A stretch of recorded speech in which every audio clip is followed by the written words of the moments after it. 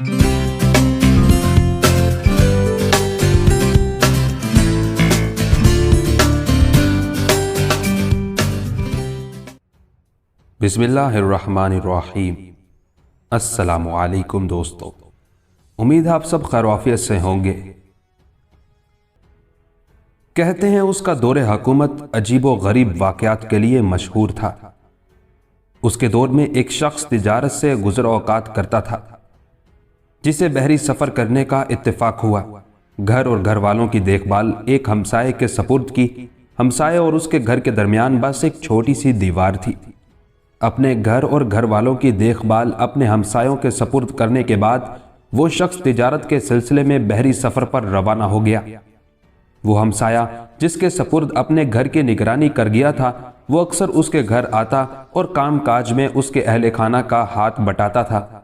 वो हमसाया जब भी उस सौदागर के घर जाता, वहाँ वो एक खुश शक्ल जवान को देखता जो सौदागर के घर में आता जाता था। हमसाये के दिल में ख्याल आया कि वो जवान भी सौदागर के अजीज़ों में से होगा। इसी बिना पर वो उसके घर आता जाता है। फिर अपने दिल में सोचने लगा कि वो नौजवान अगर उस सौदागर का कराबतदार होता तो अपने घर की देखभाल वो मेरे ज़िम्मे क्यों लगा कर जाता। किस्सा मुख्तसर, वो इस बात के दर पे हो गया कि उस नौजवान का हाल ज़रूर मालूम करेगा। वो कौन है, कहाँ से आता है, क्यों आता है, उस घर से उसका क्या ताल्लुक़ है, और जब सौदागर यहाँ था तो उस वक्त यहाँ क्यों नहीं आया करता था। उन सारी मुश्किलात को हल करने के लिए उस हमसाये ने अपने और उस सौदागर के घर के दरमियान जो दीवार थी उसमें एक सुराख कर लिया और गाहे बगाहे उसमें से सौदागर के घर का जायजा लेने लगा था। एक रात देखा कि सौदागर की बीवी ने खूबसूरत कालीन बिछाया और रंग बरंगे बिस्तर पलंग पर बिछाए। उसके बाद उसने दावत का एहतमाम किया, यहाँ तक कि वही नौजवान आया और वह उसकी खातिर में लग गई। जब उसी तरह रात का एक पहर गुजर गया तो वो उसके साथ प्यार मोहब्बत की गुफ्तगू में शरीक हो गई। उस औरत का एक 2 साल का बच्चा था जिसे उसने किसी जगह सुला दिया था। जब वो बच्चा रोता तो वो औरत उसे दूध पिलाकर उस नौजवान के पास बैठती और महवे गुफ्तगू हो जाती। जब बच्चा रोने से बाज न आया तो उस मक्कार औरत ने इस जोर से उसका गला दबाया कि उस बच्चे ने जान दे दी। यूं उस मक्कार औरत ने अपने ही बच्चे को चंद लम्हों की आसूदगी के लिए अब्दी नींद सुला दिया और फिर दोबारा उसी नौजवान के पास बैठ गई। जब 2-3 सातें गुजर गई तो जवान ने पूछा, बहुत देर से तेरा बच्चा रोया नहीं, क्या बात है? औरत ने कहा, अब मैं ऐसा बंदोबस्त कर चुकी हूं कि वो कभी रोएगा ही नहीं। इस पर वो जवान घबरा गया, फिक्रमंदी में पूछने लगा, तूने उसका क्या बंदोबस्त किया है और अब वो क्यों नहीं रोएगा? इस पर वो औरत कहने लगी, मैंने तेरे साथ गुफ्तगू से लुत्फ अंदोज होने के लिए बच्चे को मार डाला है। उस जवान ने यह बात सुनी तो एकदम खड़ा हो गया और कहने लगा, ऐ बेरहम औरत, तूने चंद लम्हों की आसूदगी के लिए अपने जिगर गोशे को मार डाला। अगर तू अपने बेटे से वफादारी नहीं कर सकती तो फिर मुझसे कैसे वफादारी करेगी? ये कहते हुए उसने घर से निकलना चाहा, मगर औरत एकदम उठी, उसका दामन पकड़ लिया और कहा, मैंने तेरी खातिर यह काम किया है और तू है कि मुझसे कतई ताल्लुक कर रहा है। खुदा के वास्ते कोई ऐसी तदबीर करो कि मैं रुस्वा ना हूं। अगर लोगों को पता चल गया कि बच्चे को मैंने मौत के घाट उतार दिया है तो मेरा हशर बड़ा बुरा होगा। देखो, इस घर के सहन में एक छप्पर खट है, उसमें गड़ा खोदो और मेरी खातिर इस बच्चे को वहां दफन कर दो। नौजवान मजबूरन ये बात मान गया और उसने एक फावड़ा ला कर दिया और फिर उस नौजवान ने एक छप्पर कट में गड़ा खोदा। जब गड़ा खुद गया तो औरत अंदर जाकर बच्चे को उठा लाई और उस नौजवान को दे दिया ताकि वो उसे जमीन में दफन कर दे। उस नौजवान ने, जो उस मक्कार औरत के मकरो फरेब से गाफिल था, जो ही बच्चे को गड्ढे में लेटाने के लिए अपना सर झुकाया, उस मक्कार ने वही फावड़ा जिससे नौजवान ने गड्ढा खोदा था दोनों हाथों से इस तरह मारा कि उसका सर 2 टुकड़े करके रख दिया और वो दम तोड़ गया और गड्ढे में गिर गया। औरत ने जल्दी जल्दी फावड़ा पकड़ा और गड्ढे में मट्टी डालकर उस नौजवान और बच्चे की लाश को उसने दफन कर दिया। ये सारा वाकया हमसाया दीवार के सुराख में से बड़े सब्र और तहम्मुल के साथ देख रहा था। उन दोनों को दफन करने के बाद वो मक्कार औरत अपने सहन के वस्ती हिस्से में आई और जोर जोर से चीखो पुकार शुरू कर दी, लोगों, मेरे बेटे को भेड़िया उठाकर ले गया है। जब कुछ अरसे के बाद सौदागर बहरी सफर से आया और लोग उसके बेटे की ताज़ियत के लिए उसके घर में जमा होना शुरू हुए और फातह ख्वानी करने लगे, तब हमसाया भी उनमें शामिल था। जब सब लोग चले गए तब हमसाये ने सौदागर से कहा, थोड़ी देर के लिए मेरे घर चलो ताकि तुम्हारी अफसुर्दगी रफा हो जाए। हमसाया उस सौदागर को अपने घर ले गया। खाना खाने के बाद बच्चे के कत्ल और नौजवान को हलाक करने का तमाम माजरा उसने तफसील के साथ सौदागर से कह दिया था। उसने सौदागर पर यह भी इंकशाफ किया कि तुम्हारी बीवी ने अपने बच्चे और उस नौजवान को सहन के अंदर जो छप्पर खट बना हुआ है उसके अंदर गड़ा खोदकर दफन कर दिया है। लिहाजा तू वापस जाकर अपनी बीवी से कहना, जहां छप्पर खट है वहां तुमने कुछ अशरफियां दफन कर रखी हैं, लिहाजा तुम वो निकालना चाहते हो। इस तरह जब तुम वहां गड़ा खोदोगे तो हकीकत तुम पर वाज़ेह हो जाएगी। हमसाये के साथ उस गुफ्तगू के बाद वो सौदागर अपने घर आया और अपनी बीवी से कहा, मैंने छप्पर खट के अंदर कुछ अशरफियां दफन कर रखी हैं, जरा फावड़ा लाओ ताकि वहां से मैं वो अशरफियां निकालूं। औरत बेहद खुश हुई। वो नहीं जानती थी कि उसका शोहर वहीं गड़ा खोदेगा जहां उसने अपने बच्चे और नौजवान को दफन किया है। वो समझ रही थी कि किसी कोने खदरे में उसने छोटा सा गड़ा खोदकर वहां अशरफियां दफन कर दी होंगी। वो वहां से निकालेगा और अशरफियां उसके हवाले कर देगा। सौदागर फावड़ा लेकर उस जगह आया जिसकी निशानदही उसके हमसाये ने कर दी थी। वहां उसने गड़ा खोदना शुरू कर दिया। अब औरत बड़ी परेशान हुई। उसने जब देखा कि उसका शोहर तो वही गड़ा खोद रहा है जहां उसने अपने बच्चे के अलावा उस नौजवान को दफन किया था, तब वो फिक्रमंद हुई कि अगर गड़े से लाशें मिल गई तो उसका भेद खुलकर रह जाएगा। लिहाजा उसने एक और मक्काराना चाल चली। छप्पर के दरवाजे को उसने बाहर से बंद कर दिया और छप्पर खट को उसने आग लगा दी। जब शोले बुलंद होने लगे तो सहन के बीच में आकर जोर जोर से दुहाई देने लगी, लोगों, पड़ोसियों, जल्दी आओ, मेरे घर में आग लग गई है, मेरा शोहर जल रहा है। जब तक लोग पहुंचे वो सौदागर बेचारा जल बुनकर कबाब हो चुका था।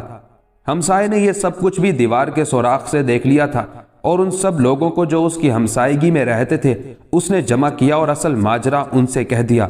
उसके साथ ही सारे वाक़े की हकीकत उसने शहर के कोतवाल के भी गोश गुजार कर दी थी। शहर के कोतवाल को जब उस वाक़े का इल्म हुआ तो फौरन जाए वारदात पर पहुंचा। जब बच्चे और नौजवान की लाश को वहां से निकाला गया तो उस मक्कार औरत को गिरफ्तार कर लिया गया। फिर जुर्म साबित होने के बाद उस मक्कार औरत का आधा जिस्म जमीन में गाड़ दिया गया और उस पर तीरों की बौछार की गई और उसका सब माल असबाब बहक सरकार जब्त कर लिया गया। उस हुक्मरान के दौर का एक और वाकया भी है। कहते हैं एक मुसलमान नौजवान पानीपत के मैदान में एक नदी के किनारे रहता था और वो नदी उसकी कुटिया के मशरिक की जानिब बहती थी। उन दिनों पानीपत के उन इलाकों का हाकिम एक शख्स दरिया खान जलवानी था। कहते हैं एक रोज एक इंतहाई खूबसूरत और हसीन लड़की जिसका हुस्न गुलो गुलजार को भी शर्माता था और वो इंतहा दर्जे की पुरकशिश थी, अपनी कुछ हम जोलियों के साथ पानी लेने के लिए उस नदी पर आई। नदी से पानी भरकर ले जाने लगी तो उस मुसलमान नौजवान ने उस हिंदू लड़की को बड़े गौर से देखा और उसके हुस्न और उसकी खूबसूरती का शेदा हो गया। बस उससे गुफ्तगू करने के लिए उस मुसलमान नौजवान ने उस हिंदू लड़की से पानी मांगा तो उस खूबसूरत और जोहरा निगाह ने मुस्कुराते हुए कहा, हाथ फैला। उस मुसलमान नौजवान ने हाथ फैलाए। जब वो गुलरुख उसकी ओक में पानी उंडेल रही थी, वो पानी पीता जा रहा था और टिक टिकी बांधे उसकी तरफ देखता जा रहा था, हत्ता कि उसने सारा पानी उसकी ओक में उंडेल दिया। उस नौजवान की हालत देखते हुए वो लड़की भी उसकी तरफ माइल हो गई। नौजवान खूबसूरत, दराज कद, पुरकशिश था, लिहाजा लड़की भी उसकी मोहब्बत में गिरफ्तार हो गई। यहां तक कि वो लड़की फिर नदी की तरफ गई और पानी भरकर बस्ती की तरफ चल दी। वो नौजवान भी उसके पीछे हो लिया। जब वो लाला रो हसीना अपने घर के दरवाजे पर पहुंची और मुड़कर देखा कि वो नौजवान भी उसके पीछे पीछे चला आ रहा है, तब वो बेहद मुतासिर हुई। उसने अपनी जात पर फख्र महसूस किया कि वो नौजवान उसे चाहने और पसंद करने लगा है, लिहाजा वो ना चाहती थी कि उसकी दिल शिकनी हो।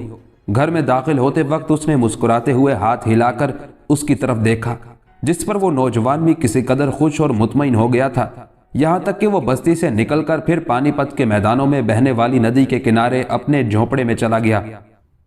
अगले रोज वो लड़की दोबारा अपनी उन्हीं परी पैकर सहेलियों के साथ पानी लेने नदी की तरफ गई।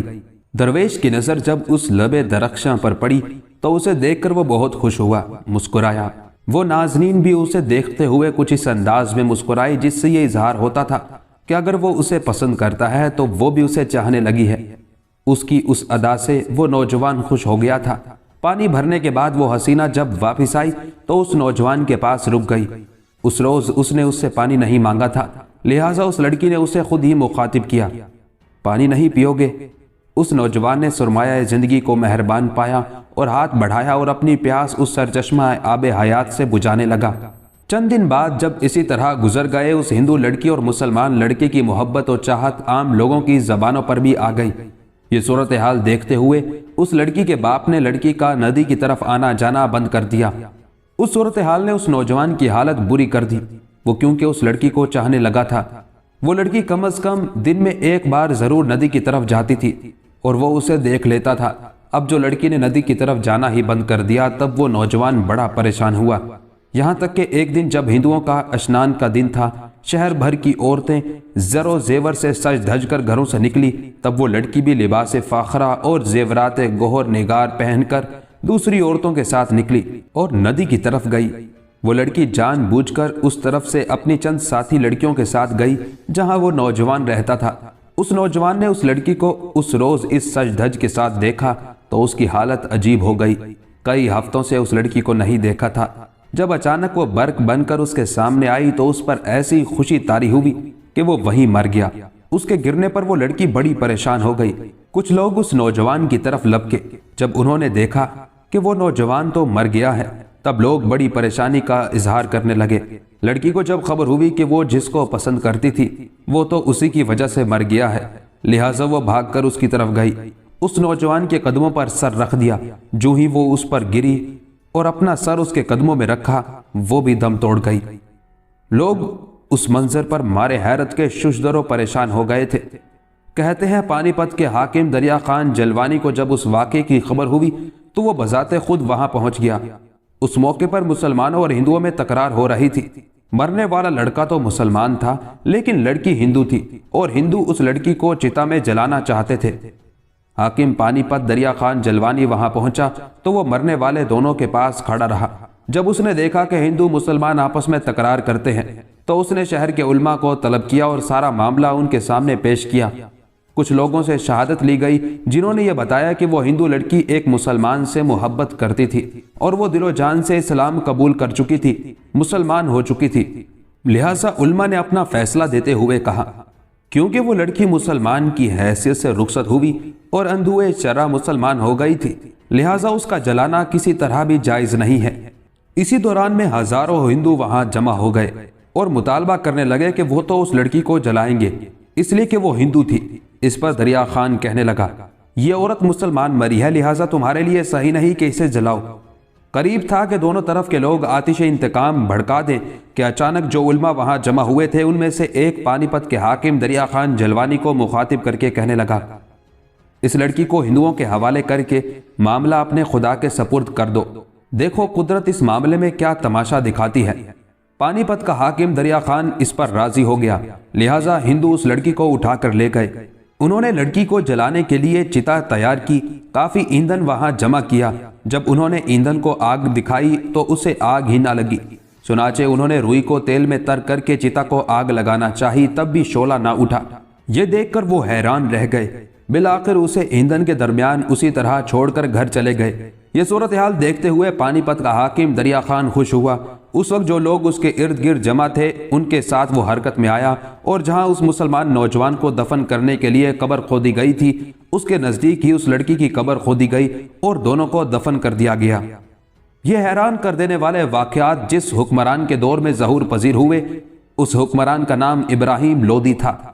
इब्राहिम लोदी के बाप का नाम सिकंदर लोदी था और इब्राहिम लोदी से पहले वही हिंदुस्तान का सुल्तान था। जब सिकंदर लोदी फौत हुआ तो उसके बाद वैसे तो मुख्तलिफ बीवियों से उसके बहुत से बेटे थे, लेकिन उसके दो बेटे एक ही बीवी से थे। उन दो में से एक का नाम इब्राहिम लोदी और दूसरे का नाम जलालुद्दीन लोदी था। इब्राहिम लोदी बड़ा था जबकि जलालुद्दीन लोदी उसका छोटा भाई था। इसके अलावा यह भी कहा जाता है कि जहां तक इब्राहिम लोदी का ताल्लुक है तो वो हुस्ने सीरत व सूरत, सखावत और शुजात में भी कमाल रखता था। लिहाजा जब सिकंदर लोदी फौत हो गया तो सल्तनत के सारे सालार और उमरा एक जगह जमा हुए और ये फैसला किया कि सिकंदर लोदी के बाद कोई ऐसा इंतजाम किया जाए कि कोई इख्तलाफ राय या अंदरूनी शोरिश ना उठे। उन सारे उमरा और सालारों ने यह फैसला किया क्योंकि इब्राहिम लोदी बड़ा है और जलाल उद्दीन लोदी उसका छोटा भाई है, लिहाजा सल्तनत को दोनों भाइयों के दरमियान इस तरह तकसीम किया जाए कि दोनों भाई अपने अपने इलाकों पर हुकूमत करते रहें। इब्राहिम लोदी क्योंकि बड़ा है लिहाजा दहली का हुक्मरान वही कहलाएगा, जबकि जलालुद्दीन लोदी एक तरह से उसकी नयाबत करते हुए कुछ इलाकों का हुक्मरान रहेगा। उसके बाद सारे उमरा और रऊसा आखिरी फैसले पर पहुंचे कि दहली के तख्त व ताज पर इब्राहिम लोदी को बिठा दिया जाए, जबकि जौनपुर को जलालुद्दीन लोदी का पाया तख्त करार दिया जाए और जो इलाके उसके मातहत किए जाएं वहां वो हुक्मरानी करे। उस फैसले को सारे रऊसा, सारे उमरा, सरकर्दा लोगों ने आखिरी शक्ल दी। इब्राहिम लोदी और जलालुद्दीन लोदी ने भी उस फैसले को तस्लीम कर लिया। आखिर 10वीं जिलहज हिजरी 923 को इब्राहिम लोदी को दहली के तख्त व ताज का मालिक बनाया गया और उसे हिंदुस्तान का बादशाह मुकर्रर किया गया। जो लोग इब्राहिम लोदी के हिमायती थे उन्होंने इब्राहिम लोदी की तख्त नशीनी का खूब जश्न मनाया। उस रोज उन्होंने शाही दरबार को तलाई और जवाहर निगार चामियानों और रंगारंग कीमती कालीनों से आरास्ता किया और इब्राहिम लोदी के बाप सिकंदर के तख्त को, जिसमें बड़े कीमती और गिरा बहा मोती टके हुए थे, एक रंग बिरंगे कालीन पर रखा। उमरा, सालार, मुशीर और दीगर अहम शख्सियात ने रंगारंग लिबास पहन रखे थे। तख्त नशीनी का समा यूं लगता था जैसे चमन में फूल खिले हों। इसके अलावा हाथियों और घोड़ों को बड़े खूबसूरत साजो सामान और जेबो जीनत के साथ सजाया गया था। चूंकि पहले कभी किसी की तख्त नशीनी पर यूं दरबार नहीं सजाया गया था, लिहाजा दहली के लोग इस शान शौकत को देखकर बड़े मुताज्जब हुए। इस तरह इब्राहिम लोदी को दहली के तख्त व ताज पर बिठाया और उसके छोटे और हकीकी भाई जलालुद्दीन लोदी को जलालुद्दीन लोदी का खिताब देकर कुछ उमरा और अराकीन सल्तनत के साथ खासा बड़ा लश्कर देकर उसकी हुक्मरानी के इलाके के मरकजी शहर जौनपुर की तरफ भेजा गया। इस तरह दहली के उमरा और रऊसा ने एक तरह से इंसाफ से काम लेते हुए मरहूम सुल्तान सिकंदर लोदी के दोनों बेटों इब्राहिम लोदी, जलालुद्दीन लोदी के दरमियान एक तरह से सल्तनत का बंटवारा कर दिया था ताकि वो अपने अपने हिस्सों में इंसाफ और सुकून के साथ हुक्मरानी कर सकें। लेकिन जल्द ही उस फैसले में शुबहात पैदा होना शुरू हुए, इसलिए कि सल्तनत के दो अहम उमरा, जिनमें से एक आजम हमायूं और दूसरा खान खानान थे, वो इब्राहिम लोदी की तख्त नशीनी के वक्त अपने अपने इलाकों में थे जहां के वो हाकिम थे। इब्राहिम लोदी की तख्त नशीनी का सुनकर वो दहली आए। जब ये दोनों उमरा पाया तख्त दहली पहुंचे और इब्राहिम लोदी की खिदमत में हाजिर हुए तो उन्होंने तंजिया से अंदाज में इब्राहिम लोदी को मुखातिब करके कहा, सल्तनत के मामले को मुश्तरक रखना बहुत बड़ी गलती है। बादशाही में शिरकत नहीं चल सकती। क्या तुमने वो नहीं सुना जो अगले वक्तों के लोगों ने इस बारे में कहा था कि जिस तरह एक जिस्म में दो जानें नहीं हो सकती, इस तरह एक ही मुल्क में दो फरमा रवा नहीं हो सकते। उन दोनों उमरा ने एक तरह से इब्राहिम लोदी को तान और सरजनिश की कि अगर ऐसा करोगे तो तुम्हारी हुकूमत आर्जी और नापायदार रहेगी। उन्होंने इब्राहिम लोदी पर मजीद जोर दिया कि सल्तनत के जिन उमरा और रऊसा ने सल्तनत को दो हिस्सों में तकसीम करने का फैसला किया है, उन्होंने बहुत बड़ी गलती की है। इब्राहिम लोदी को उन्होंने उस शक व शुबे में भी डाल दिया कि तुमने अपने छोटे भाई जलालुद्दीन को एक लश्कर के अलावा बहुत से उमरा का एक गिरोह देकर जौनपुर की तरफ रवाना कर दिया है। वो उमरा किसी भी वक्त जलालुद्दीन लोदी को तुम्हारे खिलाफ भड़का सकते हैं और उसे ये कह सकते हैं कि वो इब्राहिम लोदी के खिलाफ उठ खड़ा हो। वो उसे ये भी मशवरा दे सकते हैं कि हुकूमत करने का हक उसे ही है जो ताकतवर हो। अगर जलालुद्दीन लोदी ने अपने लश्कर में इजाफा करके अपनी ताकत और कुव्वत को इस तरह बढ़ा लिया कि वो इब्राहिम लोदी पर हमलावर होकर उसे शिकस्त दे दे, तो फिर इब्राहिम लोदी को वो दहली के तख्तो ताज से महरूम करके रख देगा। अपने दोनों सालारों और अमीरों के ये अल्फाज सुनकर इब्राहिम लोदी लरज गया। उसने इस बात को तस्लीम कर लिया कि दोनों सालार जो मशवरा दे रहे हैं वो नेक नियति और खलूस पर मबनी है। उसके जहन में ये भी बात बैठ गई कि उसने अपने भाई को एक बहुत बड़ा लश्कर देकर और कुछ उमरा को उसके साथ करके बहुत बड़ी गलती की है। उन दोनों सालारों ने इब्राहिम लोदी को यकीन दिला दिया था कि जलालुद्दीन लोदी जौनपुर पहुंचकर जरूर ताकत और कुव्वत में इजाफा करेगा और फिर उसके खिलाफ उठ खड़ा होगा। उन अल्फाज को सामने रखते हुए इब्राहिम लोदी ने फौरन एक फैसला किया। गो इब्राहिम लोदी ने तख्त नशीन होते वक्त अपने छोटे भाई जलालुद्दीन लोदी के साथ अहद किया था कि जलालुद्दीन लोदी अपने इलाकों में हुकूमत करेगा और इब्राहिम लोदी अपने इलाकों में हुकूमत करेगा। दोनों में से कोई भी एक दूसरे के इलाके में दखल अंदाजी नहीं करेगा। लेकिन इब्राहिम लोदी ने आजम हमायूं और खाने खानान की बातों और उकसाहट से मुतासिर होकर उस वादे और उस अहद को बालाए ताक रख दिया।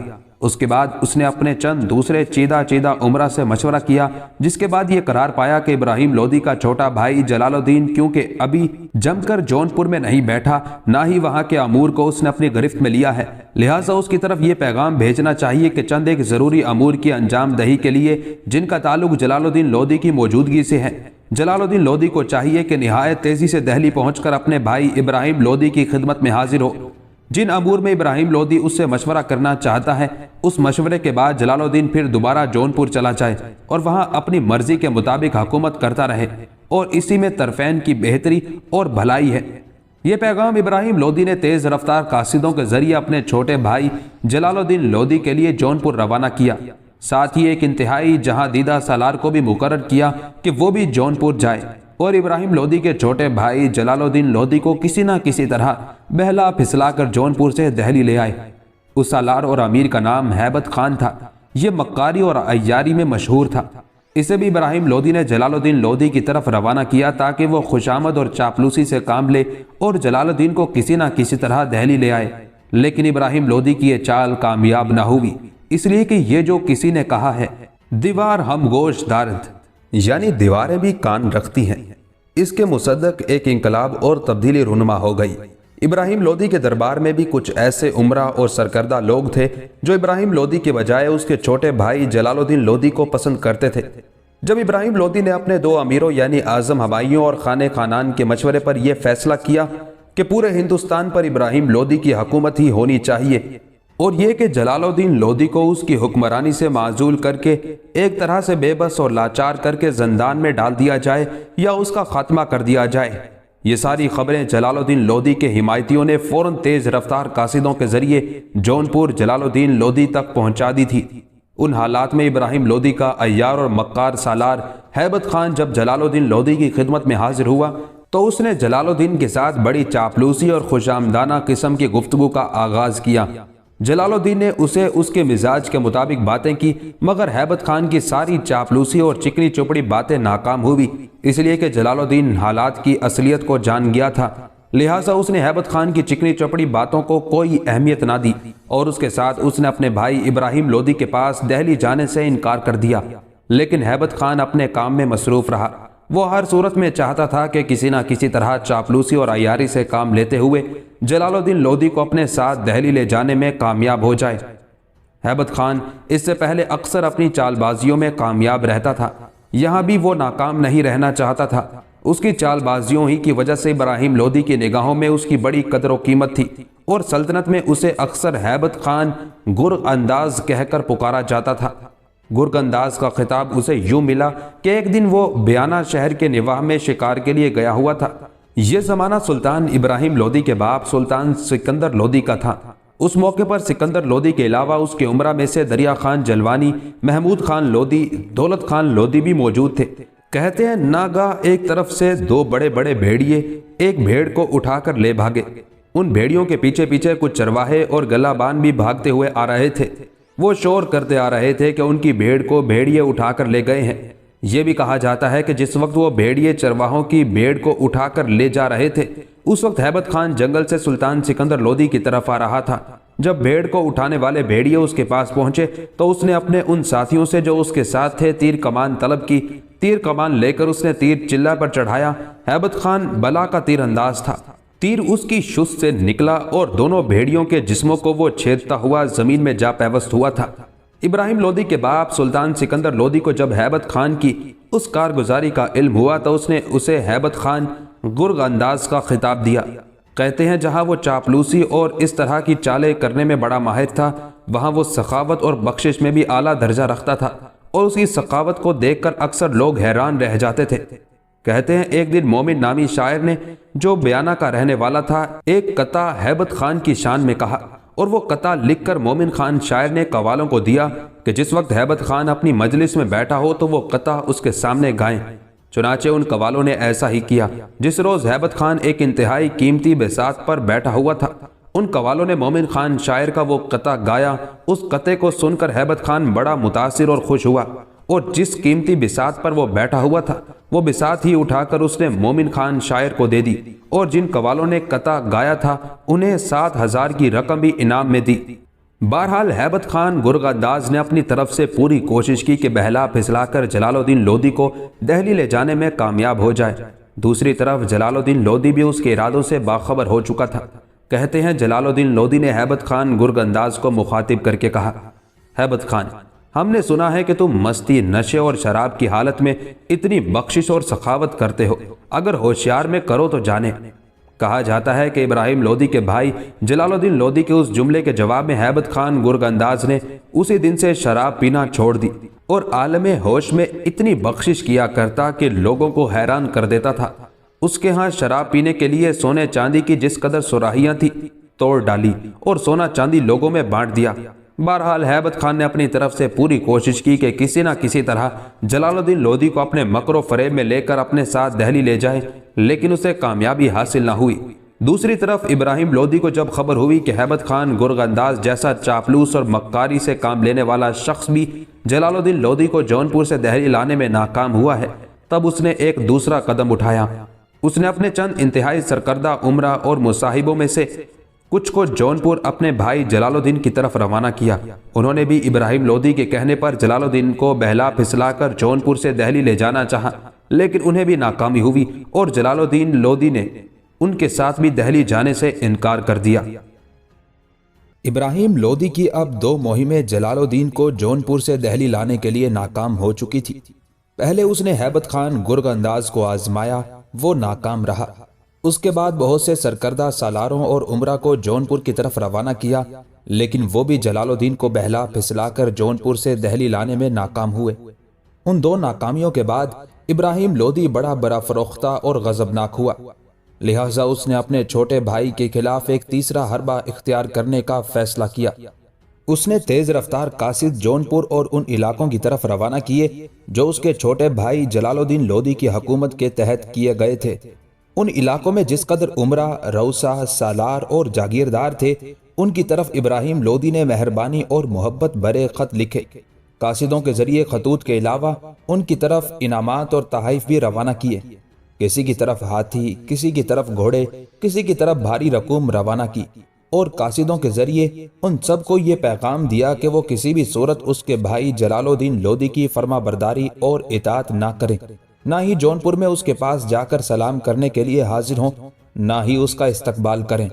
ابراہیم لودھی نے بہت سے عمرہ کو خاص خلت بھی بھجوائے اور بعض پر در پردہ نوازشیں بھی کی، اور سب کو مزید کہا کہ جو ہی اس کا یہ پیغام ان کے پاس پہنچے وہ اس کے بھائی جلال الدین لودھی سے الگ ہو جائیں، اس کا حکم ماننے سے انکار کر دیں۔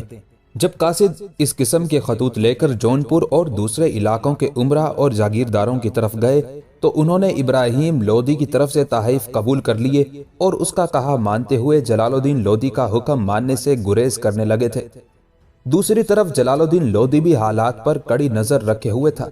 اس کے مخبر اس کو اطلاع دے رہے تھے کہ بڑے بھائی نے دہلی سے مختلف جاگیرداروں عمرہ کو قاصد بھجوائے ہیں، ان کو احکام جاری کیے ہیں کہ جلال الدین لودھی کا کہا ہرگز نہ مانے۔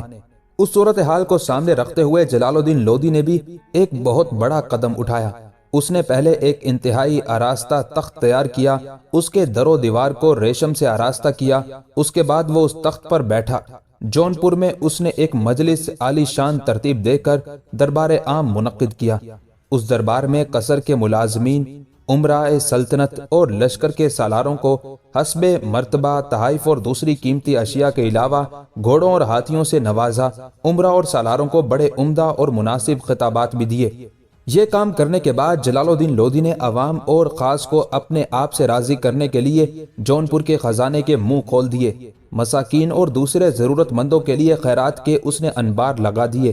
جن لوگوں کو پہلے جونپور سے معاش اور وظیفہ ملتا تھا، ان کے معاش اور وظیفے میں کئی گنا اضافہ کر دیا اور نظم و نسق کو ایک طرح سے اعلیٰ بنیادوں پر قائم کیا۔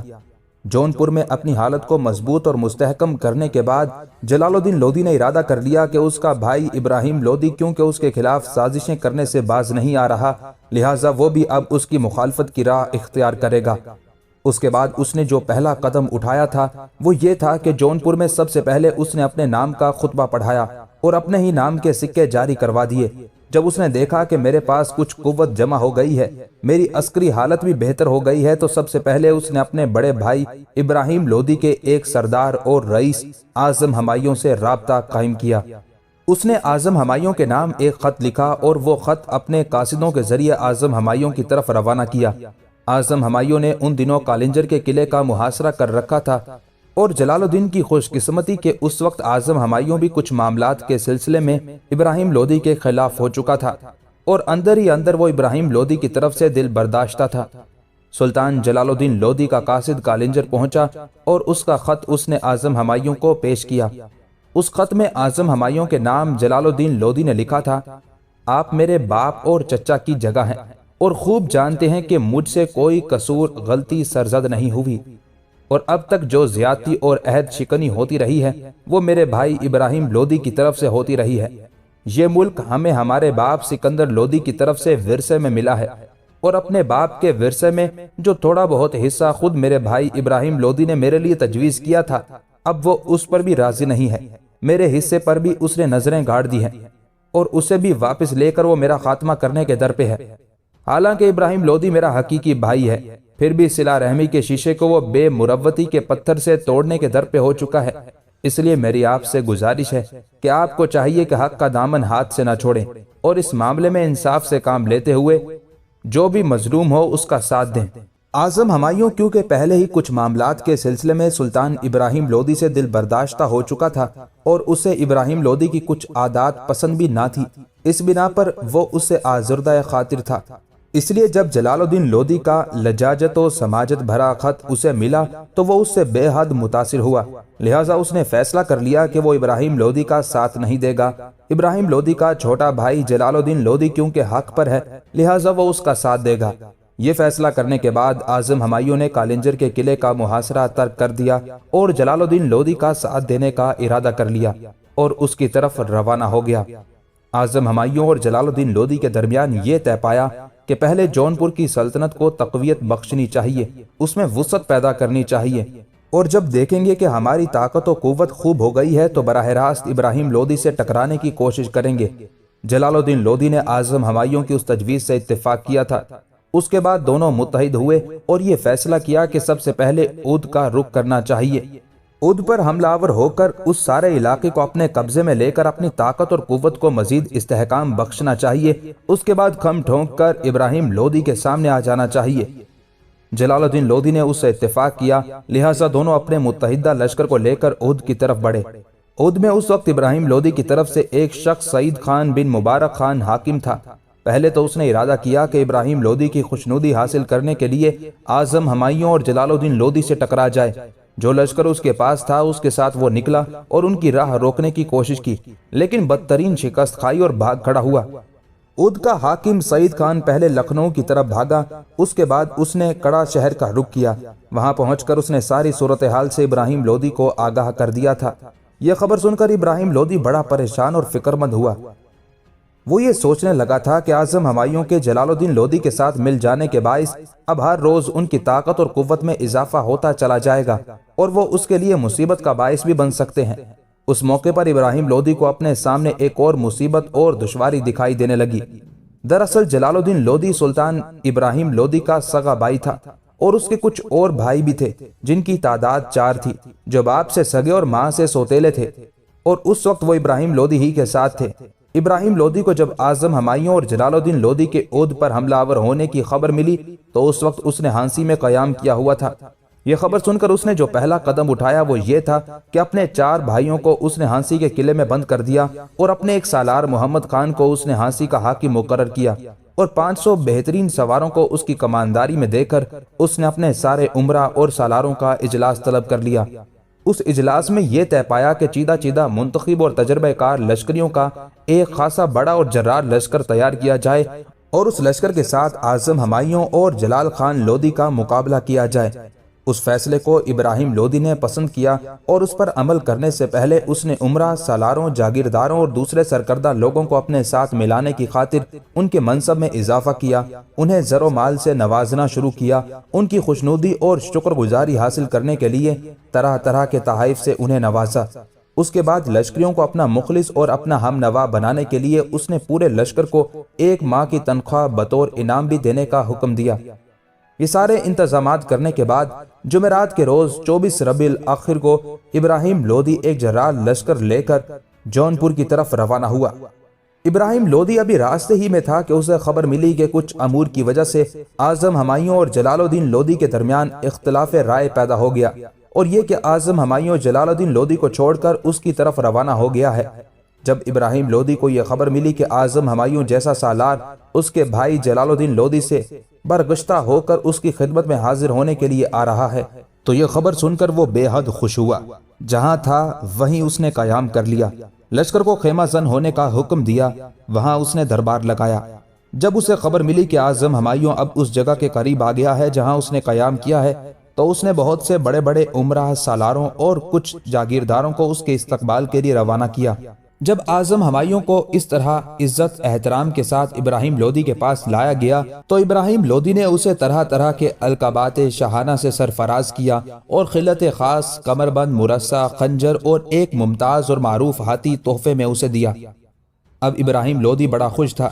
پہلے وہ فکر مند تھا کہ اعظم ہمایوں اس کے بھائی جلال الدین لودھی سے مل گیا ہے تو اس کی دیکھا دیکھی کچھ اور سالار اور والی بھی جلال الدین کا ساتھ دے سکتے ہیں، اس طرح ابراہیم لودھی کے لیے مصیبتوں کا باعث بن سکتے تھے۔ اب جب اعظم ہمایوں نے جلال الدین کا ساتھ ترک کر دیا تب ابراہیم لودھی یہ خیال کرنے لگا کہ اپنے بھائی جلال الدین لودھی پر قابو پانا کوئی مشکل نہیں ہے۔ دوسری طرف جب اعظم ہمایوں نے جلال الدین لودھی کا ساتھ ترک کر دیا تب جلال الدین نے اپنے لشکر کے ساتھ کالپی شہر میں جا کر قیام کیا۔ دوسری طرف ابراہیم لودھی کو بھی خبر ہو چکی تھی کہ جلال الدین ایک لشکر لے کر کالپی کی طرف روانہ ہوا ہے، تب وہ بھی پورے لشکر کو لے کر کالپی کی طرف روانہ ہوا۔ یہ خبر سن کر جلال الدین نے اپنے چند متعلقین کو تو کالپی ہی میں چھوڑا اور خود 30,000 سواروں اور چند ہاتھیوں کو لے کر وہ آگرہ کی طرف روانہ ہوا اور چاہتا تھا کہ آگرہ پر حملہ آور ہو کر اس پر قبضہ کر لے۔ دوسری طرف ابراہیم لودھی کو ابھی تک یہی خبر پہنچی تھی کہ اس کا بھائی اپنے لشکر کے ساتھ کالپی شہر میں مقیم ہے، لہٰذا وہ بڑی تیزی اور برق رفتاری کے ساتھ کالپی شہر کی طرف بڑھا۔ اس کا ارادہ تھا کہ آگے بڑھ کر کالپی کا محاصرہ کرے گا، جلال الدین لودھی کو باہر سے کوئی چیز جانے ہی نہیں دے گا، اس بنا پر وہ تنگ آ کر اس کے سامنے ہتھیار ڈالنے پر مجبور ہو جائے گا۔ لیکن ابراہیم لودھی جب اپنے لشکر کے ساتھ کالپی پہنچا تو اسے خبر ہوئی کہ اس کا بھائی تو اپنے 30,000 لشکریوں کے ساتھ کالپی سے نکل کر آگرہ کا رخ کر چکا ہے۔ تب وہ بڑا غضبناک ہوا، تاہم اس نے کالپی شہر کا محاصرہ کر لیا تھا۔ کالپی شہر کے لوگوں کے خلاف بھی ابراہیم لودھی کو بڑا غصہ تھا، اس لیے وہ یہ سوچ رہا تھا کہ کالپی شہر والوں نے آخر اس کے بھائی جلال الدین لودھی کو شہر میں مقیم ہی کیوں ہونے دیا۔ اسی غصے اور غضبناکی میں اس نے بڑی شدت سے کالپی شہر کا محاصرہ کر لیا اور چند ہی دنوں کے محاصرے کے بعد شہر پر وہ قابض ہو گیا اور شہر کے اندر اس نے تباہی اور بربادی کا خوفناک کھیل کھیلا، شہر کی لوٹ مار کی۔ اس طرح کالپی شہر کے لوگوں کے خلاف ابراہیم لودھی نے اپنے غصے کا اظہار کیا۔ اب ابراہیم لودھی کالپی شہر میں داخل ہوا۔ جلال الدین لودھی تو آگرہ جا چکا تھا، خود ابراہیم لودھی کالپی شہر ہی میں مقیم رہا اور اپنے ایک سالار ملک آدم کاکڑ کو ایک بہت بڑا لشکر دیا اور اسے حکم دیا کہ وہ اس کے بھائی جلال الدین لودھی کے پیچھے ہی پیچھے آگرہ کی طرف روانہ ہو جائے اور جلال الدین سے آگرہ شہر کی حفاظت کرے۔ ادھر جلال الدین لودھی ملک آدم کاکڑ سے پہلے ہی آگرہ جا پہنچا تھا۔ آگرہ پر ایک طرح سے اس نے قبضہ کر لیا تھا۔ اس موقع پر جلال الدین لودھی کے کچھ سالاروں نے اسے مشورہ دیا کہ جس طرح ابراہیم لودھی کالپی شہر پر حملہ آور ہوا، کالپی شہر کی اس نے لوٹ مار کی اور تباہ و برباد کیا، اسی طرح انہیں بھی حکم دیا جائے کہ وہ آگرہ شہر میں تباہی و بربادی کا کھیل کھیلے، یہاں بھی لوٹ مار کرے تاکہ آگرہ شہر کی تباہی دیکھ کر ابراہیم لودھی عبرت پکڑے اور آئندہ کسی شہر پر اس طرح حملہ آور ہو کر تباہی و بربادی کا کھیل نہ کھیلے جو کھیل اس نے کالپی شہر میں کھیلا تھا۔ لیکن جلال الدین لودھی اپنے سالاروں لشکریوں کو آگرہ شہر کی لوٹ مار اور تباہی اور بربادی کا کھیل کھیلنے سے قطعی طور پر منع کر دیا تھا۔ ابراہیم لودھی کا سالار ملک کاکڑ جب آگرہ پہنچا تو اس وقت تک جلال الدین لودھی آگرہ پر قبضہ کر چکا تھا۔ جلال الدین لودھی کے پاس اس وقت 30,000 سواروں پر مشتمل ایک لشکر تھا۔ ملک کاکڑ جانتا تھا کہ اگر اس نے اس موقع پر آگرہ کے نواح میں جلال الدین لودھی سے ٹکرانے کی کوشش کی تو جلال الدین لودھی اسے بدترین شکست دے گا۔ اس طرح شکست کی صورت میں ملک آدم کاکڑ کو خدشہ تھا کہ وہ ابراہیم لودھی کی نگاہوں میں گر جائے گا۔ اس حالت کو سامنے رکھتے ہوئے ملک آدم کاکڑ نے جلال الدین لودھی کی طرف پیغام بھیجا، اگر جلال الدین لودھی سلطنت، حکمرانی اور بادشاہت کی ہوس سے باز آ جائے جو طریقہ اس نے اختیار کر رکھا ہے اسے ترک کر دے اور تخت و تاج کی خواہش سے دستبردار ہو کر وہ اپنے آپ کو حالات کے حوالے کر دے۔ اگر وہ ایسا کرے گا تو ملک آدم کاکڑ نے اسے یقین دلایا کہ وہ سلطان ابراہیم لودھی سے درخواست کرے گا کہ وہ جلال الدین لودھی کے سارے قصور معاف کر دے۔ ملک آدم کاکڑ نے اسے یہ بھی یقین دلایا کہ وہ اپنی طرف سے پوری کوشش کرے گا کہ جلال الدین لودھی کو کم از کم کالپی کے صوبے کا حاکم مقرر کر دیا جائے۔ اس موقع پر اگر جلال الدین لودھی دانش مندی، عقل و بصیرت سے کام لیتا تو وہ بہت کچھ حاصل کر سکتا تھا۔ اس کے پاس بہترین 30,000 سواروں کا لشکر تھا، جس کے ساتھ وہ آگرہ شہر سے نکل کر ملک آدم کاکڑ کو بدترین شکست دینے کے بعد آگرہ کے علاوہ بہت سے دوسرے شہروں پر بھی قبضہ کر سکتا تھا۔ اس طرح اس کی طاقت اور قوت میں اضافہ ہو سکتا تھا۔ لیکن مورخین لکھتے ہیں کہ بد نصیب جلال الدین لودھی نے، جو کاروبار سلطنت سے کوئی مناسبت نہ رکھتا تھا، اپنے پاس 30,000 سواروں اور 1,000 ہاتھیوں کا لشکر رکھنے کے باوجود ملک آدم کاکڑ کی اس شرط کو قبول کر لیا۔ جس وقت ملک آدم کاکڑ نے اپنی شرائط پیش کی تھی، اس وقت جلال الدین کے بہت سے امراء نے جلال الدین لودھی کو سمجھایا کہ 30,000 سواروں کا لشکر اور 1,000 ہاتھی رکھنے کے باوجود اگر ہم ملک آدم کاکڑ کی شرائط کو قبول کر لیں تو یہ ایک طرح کی بزدلی ہے۔ انہوں نے جلال الدین لودھی پر یہ بھی انکشاف کیا کہ اس نے شرائط کو قبول کرتے ہوئے ہتھیار ڈال دیے تو ابراہیم لودھی کسی بھی صورت اسے زندہ نہیں چھوڑے گا۔ جلال الدین لودھی کو انہوں نے یہ بھی یاد دلایا کہ وہ گزشتہ کئی سال سے اس کا نمک کھا رہے ہیں، اس کا ساتھ دے رہے ہیں۔ اگر وہ ہمت سے کام لے، ڈٹ کر ابراہیم لودھی کے لشکریوں کا مقابلہ کرے تو سارے سالار اور لشکری پوری جان نثاری، جاں بازی اور دلاوری کے ساتھ اس کا ساتھ دیں گے۔ انہوں نے جلال الدین سے یہ بھی کہا کہ فتح دینے والی خداوند قدوس کی ذات ہے، ہو سکتا ہے وہ ابراہیم لودھی کے مقابلے میں اسے فتح مند کر دے۔ اس کے کچھ سالاروں نے اس پر یہ بھی انکشاف کیا کہ ابراہیم لودھی تند مزاج ہے، اپنی تند مزاجیوں کی وجہ سے عنقریب اس کے سالار اور اس کے حمایتی بھی اس کا ساتھ چھوڑتے چلے جائیں گے اور انجام کار سارا لشکر تمہارے ساتھ ہو جائے گا۔ ایسی صورت میں ابراہیم لودھی کی جگہ ہندوستان کے سلطان تم ہوگے۔ مورخین لکھتے ہیں لیکن خداوند قدوس نے چونکہ تقدیر کا حکم اس کے بارے میں یوں ہی لکھا ہوا تھا کہ وہ شرائط کو قبول کر کے اپنی ذلت اور خواری کو دعوت دے، چنانچہ اس نے اپنے سالاروں کے اختلاف رائے کے باوجود ملک آدم کاکڑ کی شرائط کو قبول کر لیا۔ جونپور کے تخت پر بیٹھتے وقت جو علامات شاہی تھی وہ ساری ملک کاکڑ کے حوالے کر دی اور وہ ساری چیزیں ملک کاکڑ نے ابراہیم لودھی کی طرف روانہ کر دی۔ یہ چیزیں جب ابراہیم لودھی کے پاس پہنچی تو ابراہیم لودھی بڑا خوش ہوا اور باقی لشکر کو لے کر ابراہیم لودھی آگرہ کی طرف روانہ ہوا۔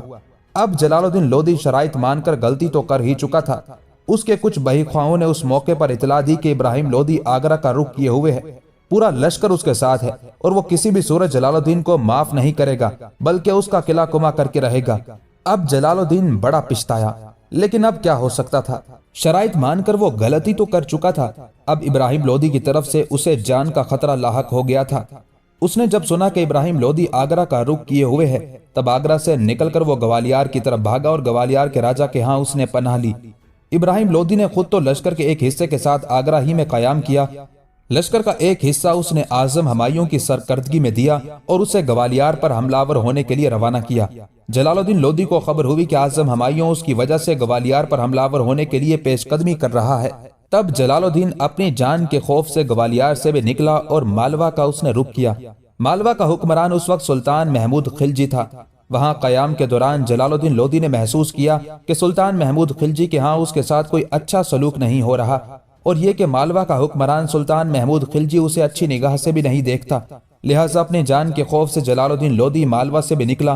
اس کی بدقسمتی کہ ابھی وہ راستے ہی میں تھا کہ کچھ گواروں کے ہاتھوں گرفتار ہو گیا، جنہوں نے اسے سلطان ابراہیم لودھی کی خوشنودی حاصل کرنے کے لیے اس کی طرف روانہ کر دیا۔ دوسری طرف اعظم ہمایوں اپنا لشکر لے کر گوالیار پہنچا۔ گوالیار کا اس نے محاصرہ کر لیا۔ اس کے وہاں پہنچنے سے پہلے جلال الدین لودھی گوالیار سے نکل کر مالوا کے حکمران سلطان محمود خلجی کے پاس جا چکا تھا۔ اعظم ہمایوں اور اس کے ساتھ دوسرے سالاروں نے گوالیار پہنچ کر شہر اور قلعے کا محاصرہ کر لیا۔ گوالیار کا راجہ پہلے مان سنگھ ہوا کرتا تھا، وہ بہت شجاع اور بہادر تھا۔ اس کا اس وقت تک انتقال ہو چکا تھا اور اب اس کی جگہ اس کا بیٹا بکر ماجیت گوالیار کا راجہ تھا۔ اس بکر ماجیت نے گوالیار کے قلعے کو مضبوط اور مستحکم کرنے کے لیے بہت سے اقدام کیے تھے۔ فصیل کی مرمت کروائی تھی، فصیل کے اوپر جو برج تھے از سر نو انہیں بڑا مستحکم کیا تھا۔ اس کے علاوہ اس نے قلعے کے نیچے ایک خوبصورت عمارت بنوائی تھی۔ اس کے آس پاس ایک 4 دیواری بنا کر اس مکان کو ساول گڑھ کا نام دیا تھا۔ आजम हमायूं और उसके साथी सालारों ने ग्वालियर का मुहासरा कर लिया और फिर एक रास्ते से नकब लगाना शुरू की। नकब लगाने के बाद उसमें बारूद भरा और किले की दीवार को उड़ा दिया। दीवार के गिरते ही मुसलमान लश्करी अंदर घुस गए और इमारत पर कब्जा कर लिया। जब आजम हमायूं और उसके लश्करी किले में दाखिल हुए तो उन्होंने देखा कि किले पर एक गाय की मूर्ति नस्ब थी जिसकी उस वक्त के हिंदू परस्तिश करते थे। उस गाय को शाही फरमान के मुताबिक किला आगरा भेज दिया गया। जब यह गाय सुल्तान इब्राहिम लोदी के पास पहुंची तो इब्राहिम लोदी ने उसे वहां से दिल्ली रवाना कर दिया और दरवाजे बगदाद पर नस्ब कर दी गई। कहते हैं गाय की यह मूर्ति अकबर बादशाह के अहद तक उसी जगह नस्ब रही थी। दूसरी तरफ जलालुद्दीन लोदी को अजीबो गरीब हालत में उसके बड़े भाई इब्राहिम लोदी के सामने पेश किया गया। जिस वक्त जलालुद्दीन लोदी इब्राहिम लोदी के सामने पेश किया गया तो मौर्रखीन लिखते हैं उसके हाथ एक दस्तार से बंधे हुए थे। इब्राहिम लोदी ने अपने भाई के लिए हुक्म जारी किया कि उसे पाबा जूला करके हांसी के किले में कैद कर दिया जाए। इस तरह कुछ मुहाफिज लश्करी जलालुद्दीन लोदी को लेकर हांसी के किले की तरफ रवाना हुए। उनकी रवानगी के थोड़ी ही देर बाद सुल्तान इब्राहिम लोदी ने बहुत बड़ा फैसला किया। उसने अपने एक सालार अहमद खान को बुलाया और अपने भाई जलालुद्दीन के पीछे पीछे उसे रवाना किया और उसे हुक्म दिया कि हांसी पहुंचने से पहले जलालुद्दीन को कत्ल कर दे। इस तरह जलालुद्दीन हांसी ना पहुंच पाया। इब्राहिम लोदी के हुक्म से उसे रास्ते ही में कत्ल कर दिया गया था। उस मौके पर कुछ मौरखीन इबरत खेजी और दर्स आमेजी के लिए लिखते हैं कि सल्तनत और जाहो हशमत का मशरूब ऐसा मीठा होता है कि बादशाह उसकी खातिर अपने सगे भाइयों का खून बहाने से भी दरेग नहीं करते। अपने सर पर हरीरो मखमल का ताज रखने और दूसरों के सर पर बदबख्ती की खाक उछाल कर रख देते हैं। मौर्रखीन ये भी लिखते हैं कि वो लोग जो मुल्क व हुकूमत और हुक्मरानी की खातिर दुखे दिल वालों का खून बहाते हैं, कारकुनाने कज़ा व कदर ऐसा ही घूंट उनके सागरे हयात में उंडेल देते हैं और वो भी ऐसे ही अंजाम बद को पहुंचते हैं जिस अंजाम तक उन्होंने दूसरों को पहुंचाया हो। मौर्रखीन ये भी लिखते हैं क्योंकि दुनिया के अच्छे बुरे काम की जजा और सजा मिलती है, इसलिए अच्छे लोग वही हैं जो खल्के खुदा से लड़ाई झगड़ा नहीं करते। बहरहाल अपनी हुक्मरानी अपनी बादशाहत को मजबूत और मुस्तहकम करने के लिए इब्राहिम लोदी ने अपने सगे भाई जलालुद्दीन लोदी का खात्मा करवा दिया था। इब्राहिम लोदी अखलाक व आदात में अपने दादा बहलोल लोदी और बाप सिकंदर लोदी का बिल्कुल उलट था। जहां तक उसके बाप सिकंदर लोदी का ताल्लुक था तो वो जाहिरी और बातनी दोनों तरह की खूबियों से माला माल था। उसकी शोहरत दूर दूर तक थी। उसके दौरान हुकूमत में हर चीज की कीमत बहुत कम थी और रियाया निहायत सुकून और आराम की जिंदगी बसर करती थी। वो हर रोज दरबार मुनक्किद करता और अवाम की एक एक फरियाद सुनता। बाज़ औक़ात तो ऐसा होता कि बादशाह अमूरे सल्तनत सर अंजाम देने में सुबह से शाम तक मसरूफ रहता और 5 वक्त की नमाजें वहीं पढ़ता। उसके दौरे हुकूमत में बहुत कम बगावतें खड़ी हुई, ना ही जमींदारों ने सरकशी इख्तियार की। सिकंदर लोदी अमीर गरीब तवाना कमजोर बूढ़े जवान सबके साथ एक तरह का रहम दिलाना बर्ताव करता था और इंसाफो अदल से काम लेता था। वो खुदा से डरने वाला हुक्मरान था, कल के खुदा पर रहमो करम की बारिश करता था और ख्वाहिश नफसानी को हरगिज तरजीह ना देता था। सिकंदर लोदी हर साल में 2 मरतबा फुकरा गुरबा और दरवेशों की फहरिस्त मंगवाता, फिर हस्बे जरूरत हर एक को वज़ाइफ और अतियात से नवाजता था और 6 महीने के बाद हर एक को वजीफा दिया करता था। सर्दियों में शालें और गर्म कपड़े गुरबा को अता करता, हर जुमे शहर के फुकरा को रकूम तकसीम करता, रोजाना अनाज और कुछ खाना पकवाकर गरीबों में बांटता। इसके अलावा तकरीबन हर साल फतुहात का हेला करके कसीर तादाद में रकूम फकीरों और गरीबों को देता था। उसके दरबार का ये आलम था कि जो अमीर और दरबारी राह खुदा में रुपया देता, खैरात वगैरह करता और गरीबों को वजीफा देता, बादशाह उससे बहुत खुश रहता। कहता कि तुमने खैर व बरकत की बुनियाद रखी है, इसलिए कभी अमूरे दुनिया में नाकामी ना होगी। जहां तक इब्राहिम लोदी के दादा बहलोल लोदी का ताल्लुक था तो वो बड़ी खूबियों का मालिक था, मजहब और शरह का बहुत पाबंद था। ज्यादातर सफर सियाहत में फुकरा दरवेश सिफत लोगों की खिदमत में रहता और उन्हीं की मोहब्बत में जिंदगी गुजारता। अपने अफगान भाइयों से बहुत अच्छा बर्ताव करता था और अफगानी उमरा के सामने कभी तख्त पर जलवा अफरोज ना होता था, बल्कि मसावात के कानून को मद्देनजर रखते हुए उन्हीं के साथ हमेशा फर्श पर बैठ जाता था। दिल्ली को फतह करके जब दिल्ली का खजाना बहलोल लोदी के हाथ आया तो सारा खजाना उसने जरूरतमंदों में तकसीम कर दिया और खुद भी दूसरे लोगों की तरह एक ही हिस्सा अपने पास रखा। اپنے گھر میں کبھی کھانا نہ کھاتا، طویلہ خاص کے شاہی گھوڑوں پر کبھی سواری نہ کرتا تھا۔ کہتا تھا میرے لیے صرف سلطنت کا نام ہی کافی ہے۔ بہلول لودھی کو اگر کسی موقع پر پتہ چلتا کہ کسی شہر، کسی قصبے، کسی مقام میں کوئی ایسا نوجوان ہے جو بہترین تیغ زن اور جنگ کا وسیع تجربہ رکھتا ہے تو وہ اسے اپنے پاس بلا لیتا تھا اور ایسے لوگوں کے ساتھ حسن سلوک سے پیش آتا تھا۔ بہلول لودھی جہاں رحم دل اور نرم خو تھا، وہاں وہ بڑا عقل مند، دلیر اور شجاع تھا۔ آئین جہاں داری اور حکومت کے امور میں بھی اس کو ملکہ حاصل تھا۔ کبھی جلد بازی سے کام نہیں لیتا تھا، ہمیشہ رعایا پروری اور عدل و انصاف میں ہی اس نے اپنی زندگی گزاری۔ جہاں تک ابراہیم لودھی کا تعلق ہے، وہ اپنے باپ دادا سے بالکل مختلف تھا۔ جب وہ تخت نشین ہوا تو اس نے اعزا اور اقربا سے جو برتاؤ کیا وہ اس کے باپ اور دادا کی روش کے بالکل خلاف تھا۔ اس نے ہر افغانی سے صاف کہہ دیا کہ میرا کوئی رشتہ دار نہیں، بالفرض میرا کوئی رشتہ دار ہے بھی تو ہر ایک رشتہ دار میرا ملازم اور نوکر ہے، کیونکہ میں بادشاہ ہوں۔ لہٰذا عزیزوں اور رشتہ داروں کو بھی اس نے اپنے ملازموں کا ہی درجہ دیا۔ اور وہ افغانی عمرہ جو ابراہیم لودھی کے باپ سکندر لودھی اور بہلول لودھی کے وقت میں تخت شاہی پر جلوہ افروز ہوتے تھے، اب وہ دربار شاہی میں کھڑے رہتے تھے۔ ابراہیم لودھی کے اسی رویے کی وجہ سے بہت سے افغانی عمرہ اس کے خلاف ہونا شروع ہو گئے تھے، کیونکہ ابراہیم لودھی نے اپنے دادا اور اپنے باپ کا الٹ ثابت ہوتے ہوئے بجائے خلوص کے ان کے ساتھ ناروا برتاؤ قائم کیا۔ اس کے اسی رویے، اسی برتاؤ کی وجہ سے عمرہ، روسا، جاگیرداروں اور سالاروں میں ابراہیم لودھی کو ہر دل عزیزی کا وہ مقام کبھی حاصل نہ ہوا جو اس کے باپ سکندر لودھی اور دادا بہلول لودھی کو حاصل تھا۔ کہتے ہیں گوالیار کی فتح نے ابراہیم لودھی کا دماغ اور زیادہ خراب کر دیا۔ وہ پہلے ہی اپنے باپ اور دادا کے مزاج کے خلاف تند خو تھا، اب اور زیادہ برہم رہنے لگا۔ جب وہ اپنے بھائی جلال الدین لودھی کا خاتمہ کرنے کے بعد واپس آیا تو غرور جوانی کے نشے میں اور زیادہ بد مزاج ہو گیا۔ اسی بد مزاجی کی وجہ سے وہ اپنے باپ سکندر لودھی کے دور کے عمرہ سے بدسلوکی سے پیش آنے لگا اور چھوٹی چھوٹی باتوں پر انہیں کڑی سزائیں دینے لگا، جس کے باعث بہت سے عمرہ، سالار اور جان نثار اور مخلص ساتھی ابراہیم لودھی سے بدگمان ہونا شروع ہو گئے تھے۔ ابراہیم لودھی کو جب ان حالات کی خبر ہوئی تو اپنے اخلاق، اپنے کردار، اپنے مزاج کی اصلاح کرنے کی بجائے وہ ان عمرہ کے خلاف حرکت میں آیا جن کے متعلق اسے خبر ہوتی کہ وہ اس سے بدگمان ہوتے جا رہے ہیں۔ ان میں سے بعض کو اس نے قید میں ڈال دیا اور بعض کو اس نے کڑی سزائیں دی۔ ابراہیم لودھی کے انہی عمرہ اور سالاروں میں سے ایک میاں بہوا تھا۔ یہ میاں بہوا سلطان ابراہیم لودھی کے باپ سلطان سکندر لودھی کے دور حکومت میں بڑے بڑے اور اعلیٰ پائے کے عمرہ میں شمار کیا جاتا تھا۔ سکندر لودھی کے دور میں یہی میاں بہوا نہ صرف صاحب اختیار لوگوں میں شامل تھا بلکہ وہ 28 سال تک سکندر لودھی کی سلطنت میں وزیر کے منصب اعلیٰ پر بھی خدمات انجام دے چکا تھا۔ اپنی بد دماغی، اپنی تندخوئی کی وجہ سے سلطان ابراہیم لودھی نے اپنے اسی مخلص اور جانثار سالار میاں بہوا کو زنجیروں میں جکڑ کر اپنے دوسرے سالار ملک آدم کاکڑ کے سپرد کر دیا۔ میاں بہوا کو ملک آدم کاکڑ کے حوالے کرنے کے بعد اسے حکم دیا کہ اسے زندان میں ڈال دیا جائے۔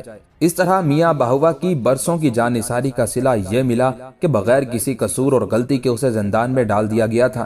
ابراہیم لودھی نے یہیں پر بس نہ کی بلکہ کچھ غیر ذمہ دار اور غلط لوگوں کے کہنے پر اس نے ایک عجیب و غریب رویہ اختیار کیا۔ اس نے ایک ایوان تیار کروایا اور اس ایوان کے نیچے ایک تہہ خانہ تیار کروایا۔ 2 مہینوں کے بعد جب وہ عمارت نما تہہ خانہ تیار ہو گیا تو اسے پوشیدہ طور پر بارود کی تھیلیوں سے بھروا دیا گیا۔ اس کے ساتھ ہی ساز باز کر کے میاں بہوا کو چند دیگر عمرہ کے ساتھ زندان سے نکالا۔ دوسرے عمرہ بھی جو زندان میں تھے سب بے گناہ تھے اور ابراہیم لودھی کی بد مزاجی اور اس کی تندخوئی کا شکار ہو رہے تھے۔ ان سب کو ابراہیم لودھی نے ٹھکانے لگانے کا فیصلہ کر لیا تھا، لہٰذا انہیں قید سے رہا کر کے انہیں تحائف سے نوازا اور ان کی خوب دلجوئی کی۔ چند دن تک انہیں انعامات سے نوازتے ہوئے خوش کیا تاکہ ان کے دل سے ابراہیم لودھی کی طرف سے خوف جاتا رہے۔ پھر ایک دن ان سب کو طلب کر کے ابراہیم لودھی کہنے لگا، کچھ ایسے سالار جنہیں میرے باپ نے خاک سے اٹھایا اور پروان چڑھایا خوف زدہ ہو کر بغاوت اور منافقت پر چل پڑے ہیں۔ اب سب لوگوں کو اس عمارت میں جسے میں نے صرف اس مقصد کے لیے بنایا ہے تشریف رکھیں، باہم بیٹھ کر ایک دوسرے سے مشورہ کریں اور پھر مشورہ کرنے کے بعد مجھے بتائیں کہ میرے وہ عمرہ جنہوں نے میرے خلاف باغیانہ رویہ اختیار کیا ہے مجھے ان کے خلاف کیسے حرکت میں آنا چاہیے۔ چونکہ مجھے آپ لوگوں کی قیمتی رائے پر پورا اعتبار ہے، لہٰذا مجھے یقین ہے جو کچھ آپ کے دل میں آئے گا اس میں میری بہتری ہوگی اور مجھے امید ہے کہ آپ لوگوں کی اس رائے پر عمل کر کے میں کامیاب رہوں گا۔ میاں بہوا اور اس کے ساتھ جو دوسرے لوگ تھے ان کے دل میں کوئی بدگمانی نہ تھی، کوئی شک و شبہ نہ تھا، لہٰذا وہ بغیر کسی وہم کے اس نئی تعمیر شدہ عمارت میں جا کے بیٹھ گئے اور بات چیت کرتے ہوئے جو کچھ ابراہیم لودھی نے کہا تھا اس کے متعلق باہم مشورہ کرنے لگے۔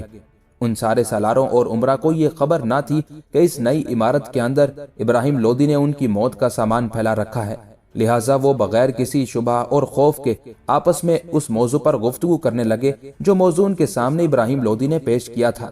ابھی انہیں گفتگو کرتے ہوئے تھوڑی ہی دیر ہوئی تھی کہ ناگہاں ایک آتشی شعلہ بلند ہوا۔ اس عمارت کے اندر جو بارود رکھا گیا تھا اسے ابراہیم لودھی کے آدمیوں نے شعلہ دکھا دیا تھا اور بارود کو شعلہ ملنا تھا کہ عمارت بھگ سے اڑ گئی۔ میاں بہوا اور جو لوگ وہاں موجود تھے ان کے جسموں کے ٹکڑے فضا کے اندر اس طرح بکھرنے لگے جس طرح درختوں کے پتے تیز آندھی کے سامنے فضاؤں کے اندر اڑتے پھرتے ہیں۔ ابراہیم لودھی کے اس سنگ دلانہ فعل کو اکثر عمرہ سالاروں نے ناپسند کیا، لہٰذا کئی ایک عمرہ نے جو ابراہیم لودھی کے مزاج سے واقف ہو گئے تھے اسے چھوڑنا شروع کر دیا تھا۔ اسی دوران ابراہیم لودھی نے اپنے ایک سالار اعظم ہمایوں کو بھی زندان میں ڈال دیا تھا۔ آہستہ آہستہ اس کے ساتھی اس سے علیحدہ ہو کر دہلی سے دوسرے شہروں کا رخ کرنے لگے تھے۔ ان عمرہ میں سے جس نے سب سے پہلے ابراہیم لودھی کے خلاف بغاوت کھڑی کی وہ کڑا کا حاکم اسلام خان تھا۔ ابراہیم لودھی کے خلاف بغاوت کا اعلان کر کے اسلام خان نے اپنے لشکر میں اضافہ کرنا شروع کر دیا۔ ابراہیم لودھی کو جب اس حادثے کی خبر پہنچی تو اس نے اسلام خان پر حملہ ہونے کے لیے ایک لشکر روانہ کیا۔ اسی دوران دہلی سے کچھ اور عمرہ اور سالار بھی فرار ہو کر اسلام خان کے پاس جا پہنچے۔ اس طرح ابراہیم لودھی کے خلاف اسلام خان کو کافی تقویت حاصل ہوئی۔ ان سب کا قلعہ کما کرنے کے لیے ابراہیم لودھی نے ایک لشکر کڑا روانہ کیا۔ یہ لشکر ابھی لکھنؤ کے نواح میں ہی پہنچا تھا کہ ابراہیم لودھی کے ایک مخالف اور باغی سالار اقبال خان نے جو اعظم ہمایوں گروہ کا خاص آدمی تھا اچانک 5000 سالاروں کے ساتھ ابراہیم لودھی کے اس لشکر پر حملہ کر دیا اور ابراہیم لودھی کے لشکر کے کافی لشکریوں کو موت کے گھاٹ اتار دیا۔ یہ صورتحال دیکھتے ہوئے ابراہیم لودھی کے بچے کچے لشکری آگے بڑھنے کی بجائے دہلی کی طرف بھاگ گئے۔ جب سلطان ابراہیم لودھی نے یہ دیکھا اس نے 1-2 ہزار لشکر روانہ کیا اور حکم دیا کہ پہلے اسلام خان کے ساتھ ساتھ بغاوت کرنے والے سارے لوگوں سے نمٹا جائے، اس کے بعد لکھنؤ کے قریب اس پر حملہ آور ہونے والے اقبال خان کا سدباب کیا جائے۔ دوسری طرف اسلام خان کو بھی خبر پہنچ چکی تھی کہ ابراہیم لودھی نے اس پر حملہ آور ہونے کے لیے ایک لشکر روانہ کیا ہے، چنانچہ وہ بھی اپنے لشکر کو حرکت میں لایا۔ اس وقت اس کے پاس 40,000 سوار لگ بھگ 500 جنگی ہاتھی تھے۔ اسلام خان اور اس کے ساتھی سالاروں نے ابراہیم لودھی کے لشکر سے جنگ کرنے کے لیے اپنے لشکر کو استوار کرنا شروع کر دیا۔ اسی دوران ابراہیم لودھی نے کوشش کی کسی نہ کسی طرح اس جنگ کو ٹالا جائے، لہٰذا اپنے وقت کے بزرگ اور عالم دین شیخ راجو کو بیچ میں ڈالا گیا اور انہیں کہا گیا کہ کسی نہ کسی طرح باغیوں کو نصیحت کر کے واپس جانے پر مجبور کر دے۔ شیخ راجو کا پورا نام صدر الدین راجو تھا، بزرگ علماء دین میں سے شمار کیے جاتے تھے اور مخدوم جہانیہ کے بھائی بھی تھے۔ انہوں نے اپنی طرف سے پوری کوشش کی کہ دونوں طرف کے مسلمان آپس میں نہ ٹکرائیں۔ سب سے بڑے باغی اور سرکش سالار اسلام خان کو بھی سمجھایا۔ اسلام خان شیخ راجو کی بات ماننے کے لیے تیار ہو گیا، لیکن ساتھ ہی اس نے کچھ شرطیں بھی پیش کی۔ اسلام خان چونکہ اعظم ہمایوں کا بیٹا تھا اور ساتھ وہ کڑا کا حاکم بھی تھا، اور ابراہیم لودھی نے اسلام خان کے باپ اعظم ہمایوں اور اس کے ایک بھائی کو چونکہ ناحق قید میں ڈال دیا تھا، لہٰذا اسلام خان نے یہ شرط پیش کی کہ اگر ابراہیم لودھی اس کے باپ اعظم ہمایوں اور بھائی کو قید سے رہا کر دے تو وہ سرکشی اور بغاوت ترک کر دے گا۔ ابراہیم لودھی نے یہ بات ماننے سے صاف انکار کر دیا اور اس نے اپنے سالاروں کو پیغام بھیجا کہ پوری طاقت اور قوت کے ساتھ باغیوں کے خلاف حرکت میں آئے اور انہیں تباہ و برباد کر کے رکھ دیں۔ اس طرح صلح کی گفتگو ناکام ہوئی۔ دونوں لشکر ایک دوسرے کے سامنے صف آرا ہوئے اور ایک دوسرے پر حملہ آور ہوئے۔ ابراہیم لودھی کے لشکر اور بغاوت کرنے والے سالاروں کے درمیان انتہائی خوفناک جنگ ہوئی۔ مورخین لکھتے ہیں کہ اس سے پہلے ایسی خوفناک جنگ ان علاقوں میں کسی آنکھ نے نہ دیکھی ہوگی۔ دونوں طرف سے لگ بھگ 4000 تجربے کار سوار میدان جنگ میں اپنی زندگیاں ہار بیٹھے۔ میدان میں خون کی ندیاں بہنے لگی۔ قریب تھا کہ ابراہیم لودھی کے لشکر کو بدترین شکست ہوتی اور وہ بھاگ جاتا۔ اگر ایسا ہوتا تو یقیناً ابراہیم لودھی تاج و تخت سے محروم ہو جاتا، لیکن ابراہیم لودھی کی خوش قسمتی اور اسلام خان کی بدقسمتی، جنگ کے دوران اسلام خان جس ہاتھی پر بیٹھا ہوا تھا وہ بری طرح زخمی ہو گیا۔ زخمی ہونے کی وجہ سے وہ پلٹا اور اپنے ہی لشکر پر پل پڑا۔ اس کی طرف دیکھتے ہوئے دوسرے ہاتھی بھی پلٹے اور اپنے ہی لشکریوں کو روندنے لگے۔ اس طرح اسلام خان اور اس کے حمایتی سالاروں کے لشکر میں خلبلی مچ گئی تھی۔ ابراہیم لودھی کے لشکر نے جب یہ صورتحال دیکھی تو پوری طاقت اور قوت کے ساتھ حملہ کر دیا، جس کے نتیجے میں اسلام خان اور اس کے ساتھیوں کو بدترین شکست کا سامنا کرنا پڑا۔ اس ٹکراؤ میں اعظم ہمایوں کا بیٹا اسلام خان مارا گیا، اس کا ایک ساتھی سعید خان کچھ عمرہ کے ساتھ گرفتار کر لیا گیا۔ اس طرح وقتی طور پر ابراہیم لودھی کے خلاف یہ فتنہ دب گیا۔ ابراہیم لودھی کو جب اس فتح کی خبر ملی تو بے حد خوش ہوا۔ جن عمرہ نے بہادری اور جرأت مندی سے کام لیتے ہوئے اس فتح کو یقینی بنایا تھا، ان پر نوازشیں کی۔ اس کے باوجود ابراہیم لودھی کے دل سے اپنے سارے سالاروں کے خلاف جو کینہ تھا وہ ختم نہ ہوا، یہاں تک کہ وہ اپنے دوسرے 2 سالاروں کے خلاف بھی حرکت میں آیا۔ ان 2 سالاروں میں سے ایک میاں حسین خان اور دوسرا میاں معروف خان تھے۔ جہاں تک میاں حسین خان کا تعلق ہے تو اس سے متعلق کہا جاتا ہے کہ اس نے ابراہیم لودھی کے باپ سکندر لودھی کے دور حکومت میں بڑے کارہائے نمایاں سر انجام دیے تھے اور سکندر لودھی کے بہترین سالاروں میں اس کا شمار کیا جاتا تھا۔ اس کے علاوہ وہ بڑا سخی رعایا پرور تھا۔ اس کے متعلق مشہور مورخین ایک مشہور واقعہ بھی بیان کرتے ہیں۔ کہتے ہیں ایک دن ایک زرگر 3 بڑے بڑے مانگ ٹیکے جن میں بڑے قیمتی جواہرات جڑے ہوئے تھے لے کر میاں حسین خان کی خدمت میں حاضر ہوا۔ اس وقت شام کا وقت تھا۔ حسین خان کے سامنے سفید رنگ کی ایک چادر بچھی ہوئی تھی۔ زرگر نے وہ تینوں مانگ ٹکے اس سفید چادر پر رکھ دیے۔ سفید چادر کے قریب ہی ایک مشعل جل رہی تھی جس کی روشنی سے ان مانگ ٹکوں کے جواہرات ستاروں کی طرح چمک رہے تھے۔ اس موقع پر میاں حسین خان کا ایک دوست اور مصائب حمید خان بھی وہاں بیٹھا ہوا تھا۔ میاں حسین خان کچھ دیر تک ان دونوں تینوں مانگ ٹکوں کا جائزہ لیتا رہا، پھر زرگر کو مخاطب کر کے پوچھا، ان پر کتنا روپیہ صرف ہوا ہوگا؟ اس زرگر نے کہا، یہ جو مانگ ٹکا دائیں جانب ہے اس پر 5 لاکھ، دوسرے پر 3 لاکھ اور تیسرے پر 2 لاکھ کا خرچ آیا ہے۔ اس اثنا میں میاں حسین خان نے اپنے دوست حمید خان کی طرف دیکھا اور پوچھا، میرے دوست تیرے خیال میں کون سا مانگ ٹکا میں تجھے عطا کروں گا؟ حمید خان نے بڑی عاجزی سے کہا، جن کے لیے تیار کیے گئے ہیں انہی کو مبارک ہو۔ میاں حسین خان نے پھر اسے مخاطب کر کے کہا، دوست جو کچھ میں نے پوچھا ہے بتاؤ نا۔ جواب میں حمید خان پھر کہنے لگا، میرا خیال ہے یہ تیسرا جو چھوٹا ہے۔ میاں حسین خان نے ہنستے ہوئے اپنے دوست حمید خان کو مخاطب کیا، تیرے دل میں اس چھوٹے کا خیال آیا، لیکن میرے بھائی میرے دل میں تیرے لیے اس بڑے کا خیال تھا جس پر 5 لاکھ کا خرچ آیا ہے۔ اب معاملہ الجھ گیا ہے۔ چھوٹا جس پر 2 لاکھ کا خرچ آیا ہے اس کو تو دل ہی دل میں اپنے لیے پسند کر چکا ہے، بڑا جس پر 5 لاکھ کا خرچ آیا ہے اسے میں تیرے لیے پسند کر چکا ہوں۔ 2 کا فیصلہ ہو گیا، اب تیسرا اکیلا رہ جاتا ہے اور میں اسے اکیلا نہیں رکھتا، اس بنا پر یہ تینوں مانگ ٹکے میں نے تمہیں بخشے۔ اس طرح میاں حسین خان نے وہ تینوں مانگ ٹکے اپنے دوست حمید خان کے حوالے کر دیے۔ ان دنوں ایک اور سالار دولت خان کرملی میاں حسین خان کا بڑا مخالف تھا۔ اسے جب خبر ہوئی کہ اس نے ایک ہی رات میں اتنے قیمتی مانگ ٹکے اپنے دوست حمید خان کے حوالے کر دیے ہیں تو وہ ابراہیم لودھی کے باپ سکندر لودھی کی خدمت میں حاضر ہوا، اس لیے کہ وہ زمانہ سکندر لودھی کی حکمرانی کا تھا۔ دولت خان کرملی نے یہ خبر بادشاہ کو پہنچا دی کہ حسین خان کس طرح اپنا مال ضائع کر رہا ہے۔ دولت خان کا خیال تھا کہ سلطان اس کی شکایت کرنے پر میاں حسین خان سے بگڑ جائے گا، لیکن سلطان سکندر لودھی نے اپنے اس سالار کو مخاطب کر کے کہا، مجھے تو اس بات پر خدا کا شکر ادا کرنا چاہیے کہ میرے عہد میں ایسے سخی عمرہ موجود ہیں جن کے بارے میں مورخ اپنی تاریخوں میں لکھیں گے، اور جو لوگ ہمارے تمہارے بعد پیدا ہوں گے اسے پڑھیں گے اور کہیں گے کہ عجیب بادشاہ تھا کہ اس کے عہد میں ایسے ایسے سخی اور عالی عمرہ ہو گزرے ہیں۔ اس واقعے کے بعد سکندر لودھی نے میاں حسین خان کو طلب کیا، اسے انعامات تحائف سے نوازا، اس کے مرتبے میں بھی اضافہ کیا اور بہت سے علاقے اس کی جاگیر میں شامل کر دیے۔ جہاں تک دوسرے سالار میاں معروف خان کا تعلق ہے تو وہ بھی سلطان سکندر لودھی کے دور حکومت میں لشکر کے سپہ سالار اعلیٰ کے عہدے پر فائز تھا، اور سلطان سکندر لودھی نے اسے با اختیار سالار اور اپنی بارگاہ کے سب عمرہ سے ممتاز کر دیا تھا۔ ان دونوں بزرگ سالاروں کے خلاف ابراہیم لودھی ان دنوں ہوا جن دنوں رانا سانگا مسلمانوں کی سلطنت کے خلاف پر پرزے نکالنے لگا تھا، لہٰذا ابراہیم لودھی نے رانا سانگا پر حملہ آور ہونے کا فیصلہ کیا۔ اس مقصد کے لیے اس نے ایک لشکر تیار کیا۔ اس لشکر کا کماندار ابراہیم لودھی نے اپنے ایک نئے سالار میاں ماخن کو مقرر کیا۔ اپنے اور اپنے باپ کے وقت کے بزرگ سالاروں میاں محمد حسین خان اور میاں معروف خان دونوں کو نئے سالار میاں ماخن کے ماتحت رکھتے ہوئے اس لشکر میں شامل کیا۔ حالانکہ وہ دونوں ایسے عجوبہ روزگار تھے کہ بڑے بڑے سالاروں کو آئینہ حرب و ضرب دکھا دیتے تھے۔ دونوں نے ابراہیم لودھی کے باپ سکندر لودھی کے عہد میں بہت سے قلعے بزور شمشیر فتح کیے تھے۔ بہرحال ان دونوں کی بے عزتی کرتے ہوئے ان دونوں کو میاں ماخن کے ماتحت کر کے ابراہیم لودھی نے رانا سانگا کا مقابلہ کرنے کے لیے روانہ کر دیا۔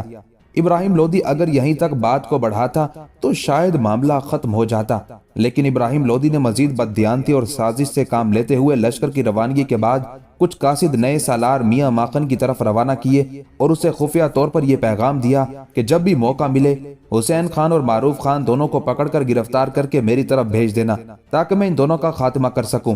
میاں ماخن کو جب یہ پیغام ملا تو اس نے ایک بہانہ بنا کر معروف خان سے ملاقات کی۔ بہانہ یہ تھا کہ لشکر کی روانگی کے چند روز پہلے معروف خان کے پاس گیا۔ اب میاں ماخن کی بدقسمتی کے دوسری طرف کچھ مخلص لشکریوں نے میاں حسین خان اور میاں معروف خان کو بھی ابراہیم لودھی کے ارادوں سے آگاہ کر دیا تھا۔ جس وقت میاں ماخن میاں معروف خان سے ملنے کے لیے گیا اسی وقت حسین خان بھی وہاں پہنچ گیا اور بڑی سختی سے میاں ماخن کو مخاطب کر کے کہنے لگا، ماخن، اس خیال خام کو اپنے دل سے نکال دو کہ میاں معروف کو پکڑ کر قید میں ڈال دو گے، اس کے بعد میرے ساتھ بھی ایسا طریقہ کرو گے۔ اٹھو یہاں سے زندہ سلامت چلے جاؤ، کیونکہ ہمارے سلطان کے دماغ میں فطور آ گیا ہے۔ میاں ماخن وہاں سے نکل گیا اور ساری صورتحال سے اس نے ابراہیم لودھی کو آگاہ کیا۔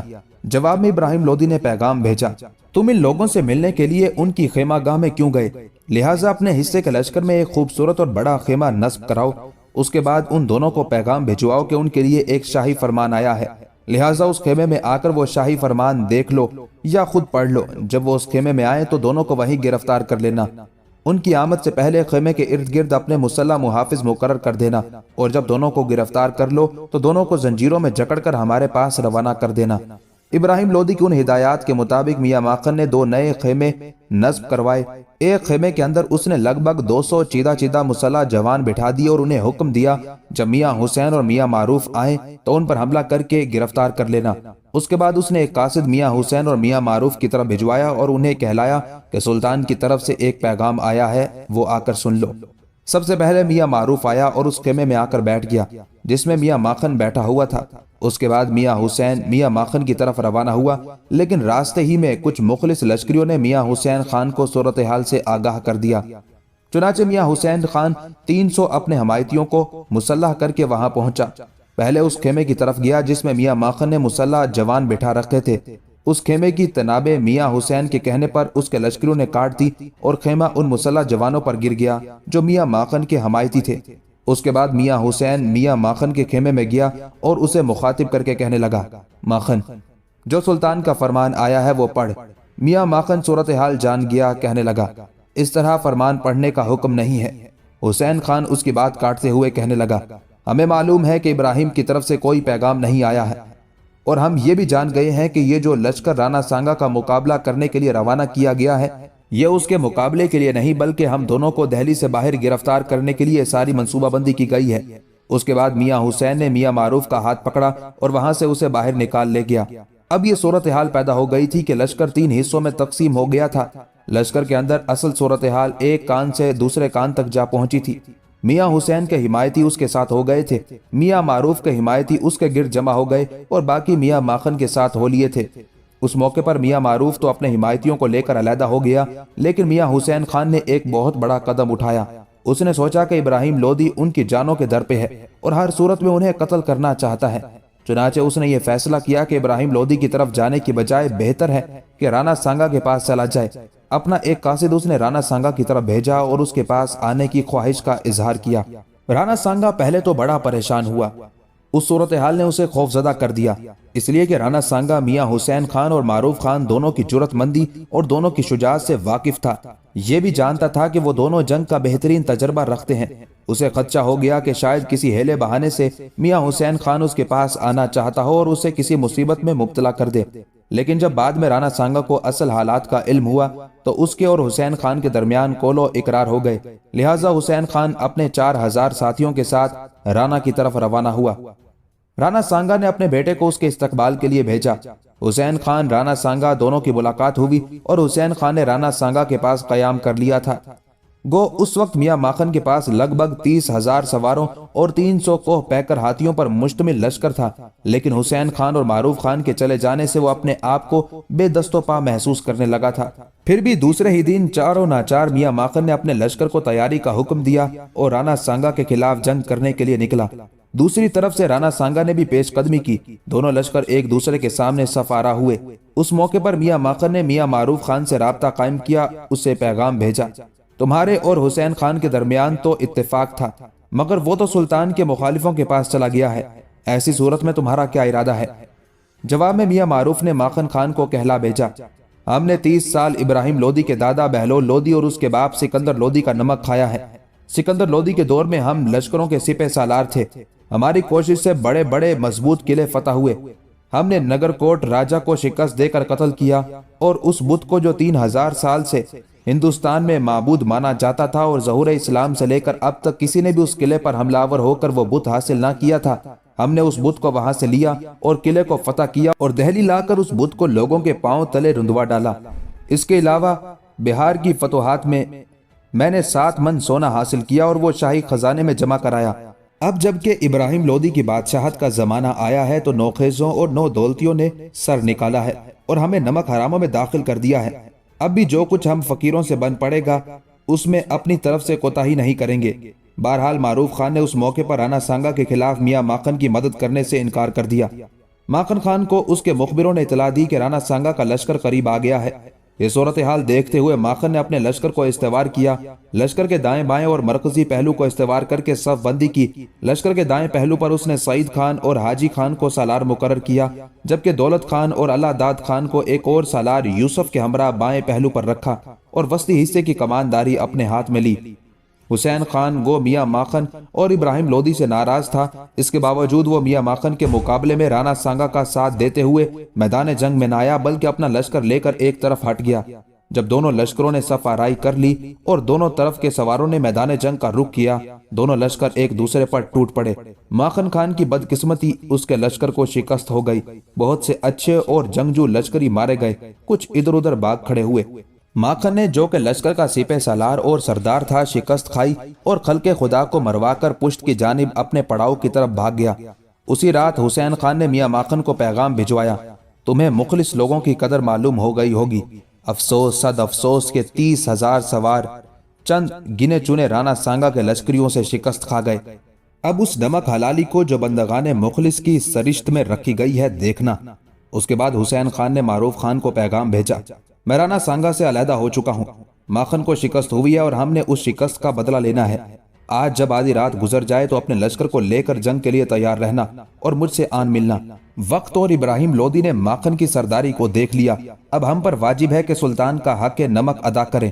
اس کے باوجود کہ وہ اپنے باپ کے زمانے کے خیر اندیش بندوں کی قدر نہیں پہچانتا، لیکن ہم نے حق نمک ادا کرنا ہے تاکہ لوگ مجھے اور تمہیں آنے والے دور میں تانا نہ دیں کہ 30 سال سلطان لودھی کا نمک کھایا اور اس کے عمرہ کبار میں ہونے کے باوجود نمک حرامی کی اور مخالفوں سے جا ملے۔ الغرض معروف خان نے اپنے 6000 ساتھیوں کو ساتھ لیا اور جو جگہ مختص کی گئی تھی وہاں پہنچ گیا۔ دوسری طرف سے حسین خان بھی اپنے حصے کے لشکر کے ساتھ وہاں پہنچ گیا۔ دونوں لشکر اکٹھے ہو گئے۔ رانا سانگا کے کچھ لشکری اس وقت فتح سے مفرور ہو کر عیش و عشرت میں مشغول تھے، کچھ جاگ رہے تھے، کچھ سو رہے تھے۔ اس موقع پر حسین خان اور معروف خان دونوں حرکت میں آئے۔ رات کی گہری تاریکی میں رانا سانگا کے لشکر پر حملہ آور ہوئے۔ اندھیرے میں تلواریں اور ڈھالیں حرکت میں آنے لگی، قتل عام شروع ہو گیا۔ حسین خان اور معروف خان نے ایسے زوردار اور شدت کے حملے کیے کہ رانا سانگا کے لشکر کے ایک بہت بڑے حصے کو انہوں نے کاٹ کر رکھ دیا۔ خود رانا سانگا بھی بری طرح زخمی ہوا اور اپنے بچے کچے لشکر کو لے کر بھاگ کھڑا ہوا۔ اگلے روز صبح یہ اطلاع جب ماخن کو پہنچی تو وہ بہت شرمندہ ہوا۔ اسی دوران ماخن کے لشکر میں جو حسین خان اور معروف خان کے حمایتی تھے، انہوں نے دونوں کی فتح کی خبر دہلی میں ابراہیم لودھی کی طرف روانہ کر دی۔ جس وقت ابراہیم لودھی کو یہ خبر ملی، اسی دوران معروف خان اور حسین خان کو رانا سانگا کے ساتھ جنگ کے دوران جو اس کے پڑاؤ سے اشیاء ملی تھی، ان میں سے دونوں نے 15 ہاتھی، 300 عمدہ گھوڑے اور دیگر بہت سا قیمتی مال غنیمت ابراہیم لودھی کی طرف بھجوا دیا۔ اس صورتحال سے سلطان بڑا خوش ہوا اور اس نے دہلی میں خوشیاں منانے کا حکم دیا۔ شہر میں زور و شور سے شادیانے بجائے گئے اور پھر اس نے حسین خان اور معروف خان کے لیے عمدہ قسم کی خلعتیں، خنجر، 2 مشہور ہاتھی، 4 گھوڑے اور خوشنودی کے خطوط بھی روانہ کر دیے تھے۔ حسین خان اور معروف خان دونوں نے حق نمک ادا کر دیا تھا، لیکن اس واقعے کے بعد ابراہیم لودھی سے ایک اور ناانصافی اور ظلم پر مبنی کام سرزد ہوا یوں کہ اس نے اپنے بڑے سالاروں میں سے اعظم ہمایوں کو زندان میں ڈال دیا تھا۔ اسے زندان سے نکالا اور اس کے بیٹوں کے ہمراہ گوالیار کا قلعہ فتح کرنے کے لیے روانہ کیا، اس لیے کہ گوالیار کا راجہ ایک طرح سے پھر خود مختاری کا اعلان کر چکا تھا۔ سلطان کا یہ حکم پا کر اعظم ہمایوں لشکر لے کر گوالیار کی طرف روانہ ہوا۔ گوالیار پر اس نے حملے کیے۔ جب محاصرہ طول پکڑنے لگا تو اعظم ہمایوں نے منجنیقوں، جنگی رتھوں سے کام لیتے ہوئے جنگ کی ابتدا کی اور بارود سے بھرے ہوئے ڈبوں کو آگ لگا کر قلعے کے اندر پھینکنا شروع کر دیا۔ جواب میں راجہ کے لشکری روئی کے تیل سے تر باتر گولوں کو آگ لگا کر اعظم ہمایوں کے لشکر کی طرف پھینکتے۔ اس طرح دونوں طرف سے لشکریوں کا نقصان ہونے لگا۔ اس صورتحال کو دیکھتے ہوئے اعظم ہمایوں نے قلعے کے نیچے اونچے برج پر توپ خانہ نصب کروا کر ایسی گولہ اندازی کرائی کہ اہل قلعہ کے گھروں کے صحنوں میں منجنیقوں کے پتھروں اور توپوں کے گولے گرنے لگے۔ اس بنا پر گوالیار کے لوگوں کا جینا دوبر ہو گیا۔ قریب تھا کہ گوالیار فتح ہو جاتا کہ راجہ نے 7 من سونا، ایک انتہائی قیمتی ہاتھی جس کا نام شام سندر تھا اور اپنی راجکماری مسلمانوں کے حوالے کرنے کا عہد کر لیا۔ ساتھ ہی راجہ نے فرما برداری اور اطاعت اختیار کر لی تھی۔ ابھی کامیابی اور فتح ہوئی ہی تھی کہ ابراہیم لودھی کا پیغام اعظم ہمایوں کے نام آیا کہ وہ فوراً گوالیار سے نکل کر دہلی کا رخ کرے۔ اعظم ہمایوں سلطان کا خط پا کر واپسی کی تیاری کرنے لگا، مگر اس کے بیٹوں اور سالاروں نے کہا، ہم خوب جانتے ہیں کہ سلطان تمہاری جان لینا چاہتا ہے، وہ دوسرے عمرہ کی طرح تمہیں بھی ہلاک کر دے گا۔ بعض عمرہ نے جو اس کے مخلص تھے کہا، تیرا دربار میں حاضر ہونا خلاف مصلحت ہے۔ ان سب کے جواب میں اعظم ہمایوں کہنے لگا، میں نے 40 سال سے اس خاندان کا نمک کھایا ہے، میرا شمار اس کے خیر خواہوں میں ہوتا ہے، اب تم چاہتے ہو کہ میں اس سے منہ پھیر لوں، نمک حراموں کے زمرے میں داخل ہو جاؤں۔ اس لشکر میں ابراہیم لودھی کے 2 بڑے سردار محمد خان لودھی اور داؤد خان بھی شامل تھے۔ انہوں نے بھی اعظم ہمایوں کو مخاطب کر کے کہا، ہمارے سلطان کا دماغ خراب ہو چکا ہے، وہ نمک حلالی اور نمک حرامی میں فرق نہیں کرتا۔ اس وقت ہمارے پاس 30,000 سوار ہیں، ہم مل کر سلطان سے روگردانی کرتے ہیں اور اپنے لشکر کے ساتھ اس سے اپنی جان کی حفاظت کر سکتے ہیں۔ ان سالاروں نے اعظم ہمایوں کو یہ بھی مشورہ دیا، ابراہیم لودھی وہی کرے گا جو بارود کا کھیل اس نے میاں بہوا اور اس کے ساتھیوں کے ساتھ کھیلا تھا۔ اعظم ہمایوں جواب میں کہنے لگا، یہ نہیں ہو سکتا کہ اپنی سفید داڑھی کو سیاہ کر ڈالوں، جو ہوگا دیکھا جائے گا۔ اس کے بعد وہ دہلی کی طرف روانہ ہو گیا۔ اعظم ہمایوں جب دہلی کے قریب پہنچا تو اسے خبر ہوئی کہ ابراہیم لودھی نے 2 بڑے سالاروں میں سے محمود اور حسام خان کو موت کے گھاٹ اتار دیا ہے۔ اس موقع پر جو سالار اعظم ہمایوں کے ساتھ تھے ان میں سے ایک کہنے لگا، ابھی بھی کچھ نہیں گیا، یہیں سے پلٹ کر جونپور میں اپنے بیٹے کے پاس چلے جاؤ۔ اعظم ہمایوں کہنے لگا، تم ٹھیک کہتے ہو، سلطان کے افعال کچھ ایسے ہی ہیں، لیکن مجھ سے یہ نہیں ہوگا۔ چونکہ اعظم ہمایوں کی اجل آ پہنچی تھی، اس بنا پر اس نے ان مخلص اور خیر اندیشوں کی بات پر کان نہ دھرا، کوچ در کوچ کرتا ہوا دہلی روانہ ہوا۔ جب دہلی کے قریب پہنچا تو سلطان کا حکم ملا، پہلے اپنے ہاتھی اور گھوڑے سلطان کی طرف روانہ کر دو۔ اعظم ہمایوں نے ایسا ہی کیا۔ اس پر جو لشکری اس وقت اعظم ہمایوں کے ساتھ تھے انہیں اپنی جان کا خطرہ ہوا اور وہ اس کا ساتھ چھوڑ کر اس کے بیٹے کی طرف چلے گئے۔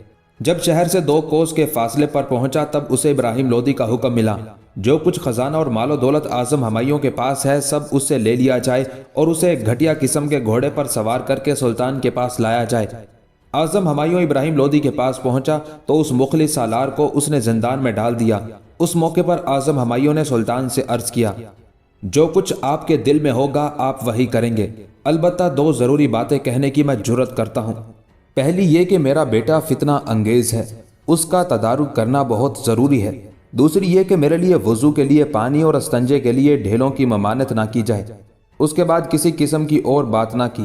آخرکار غیر ذمہ دار ابراہیم لودھی نے اس جان نثار ساتھی کو قید خانے ہی میں مروا ڈالا اور اس طرح اس نے اپنی سلطنت کی جڑیں کھوکھلی کرنا شروع کر دی تھی۔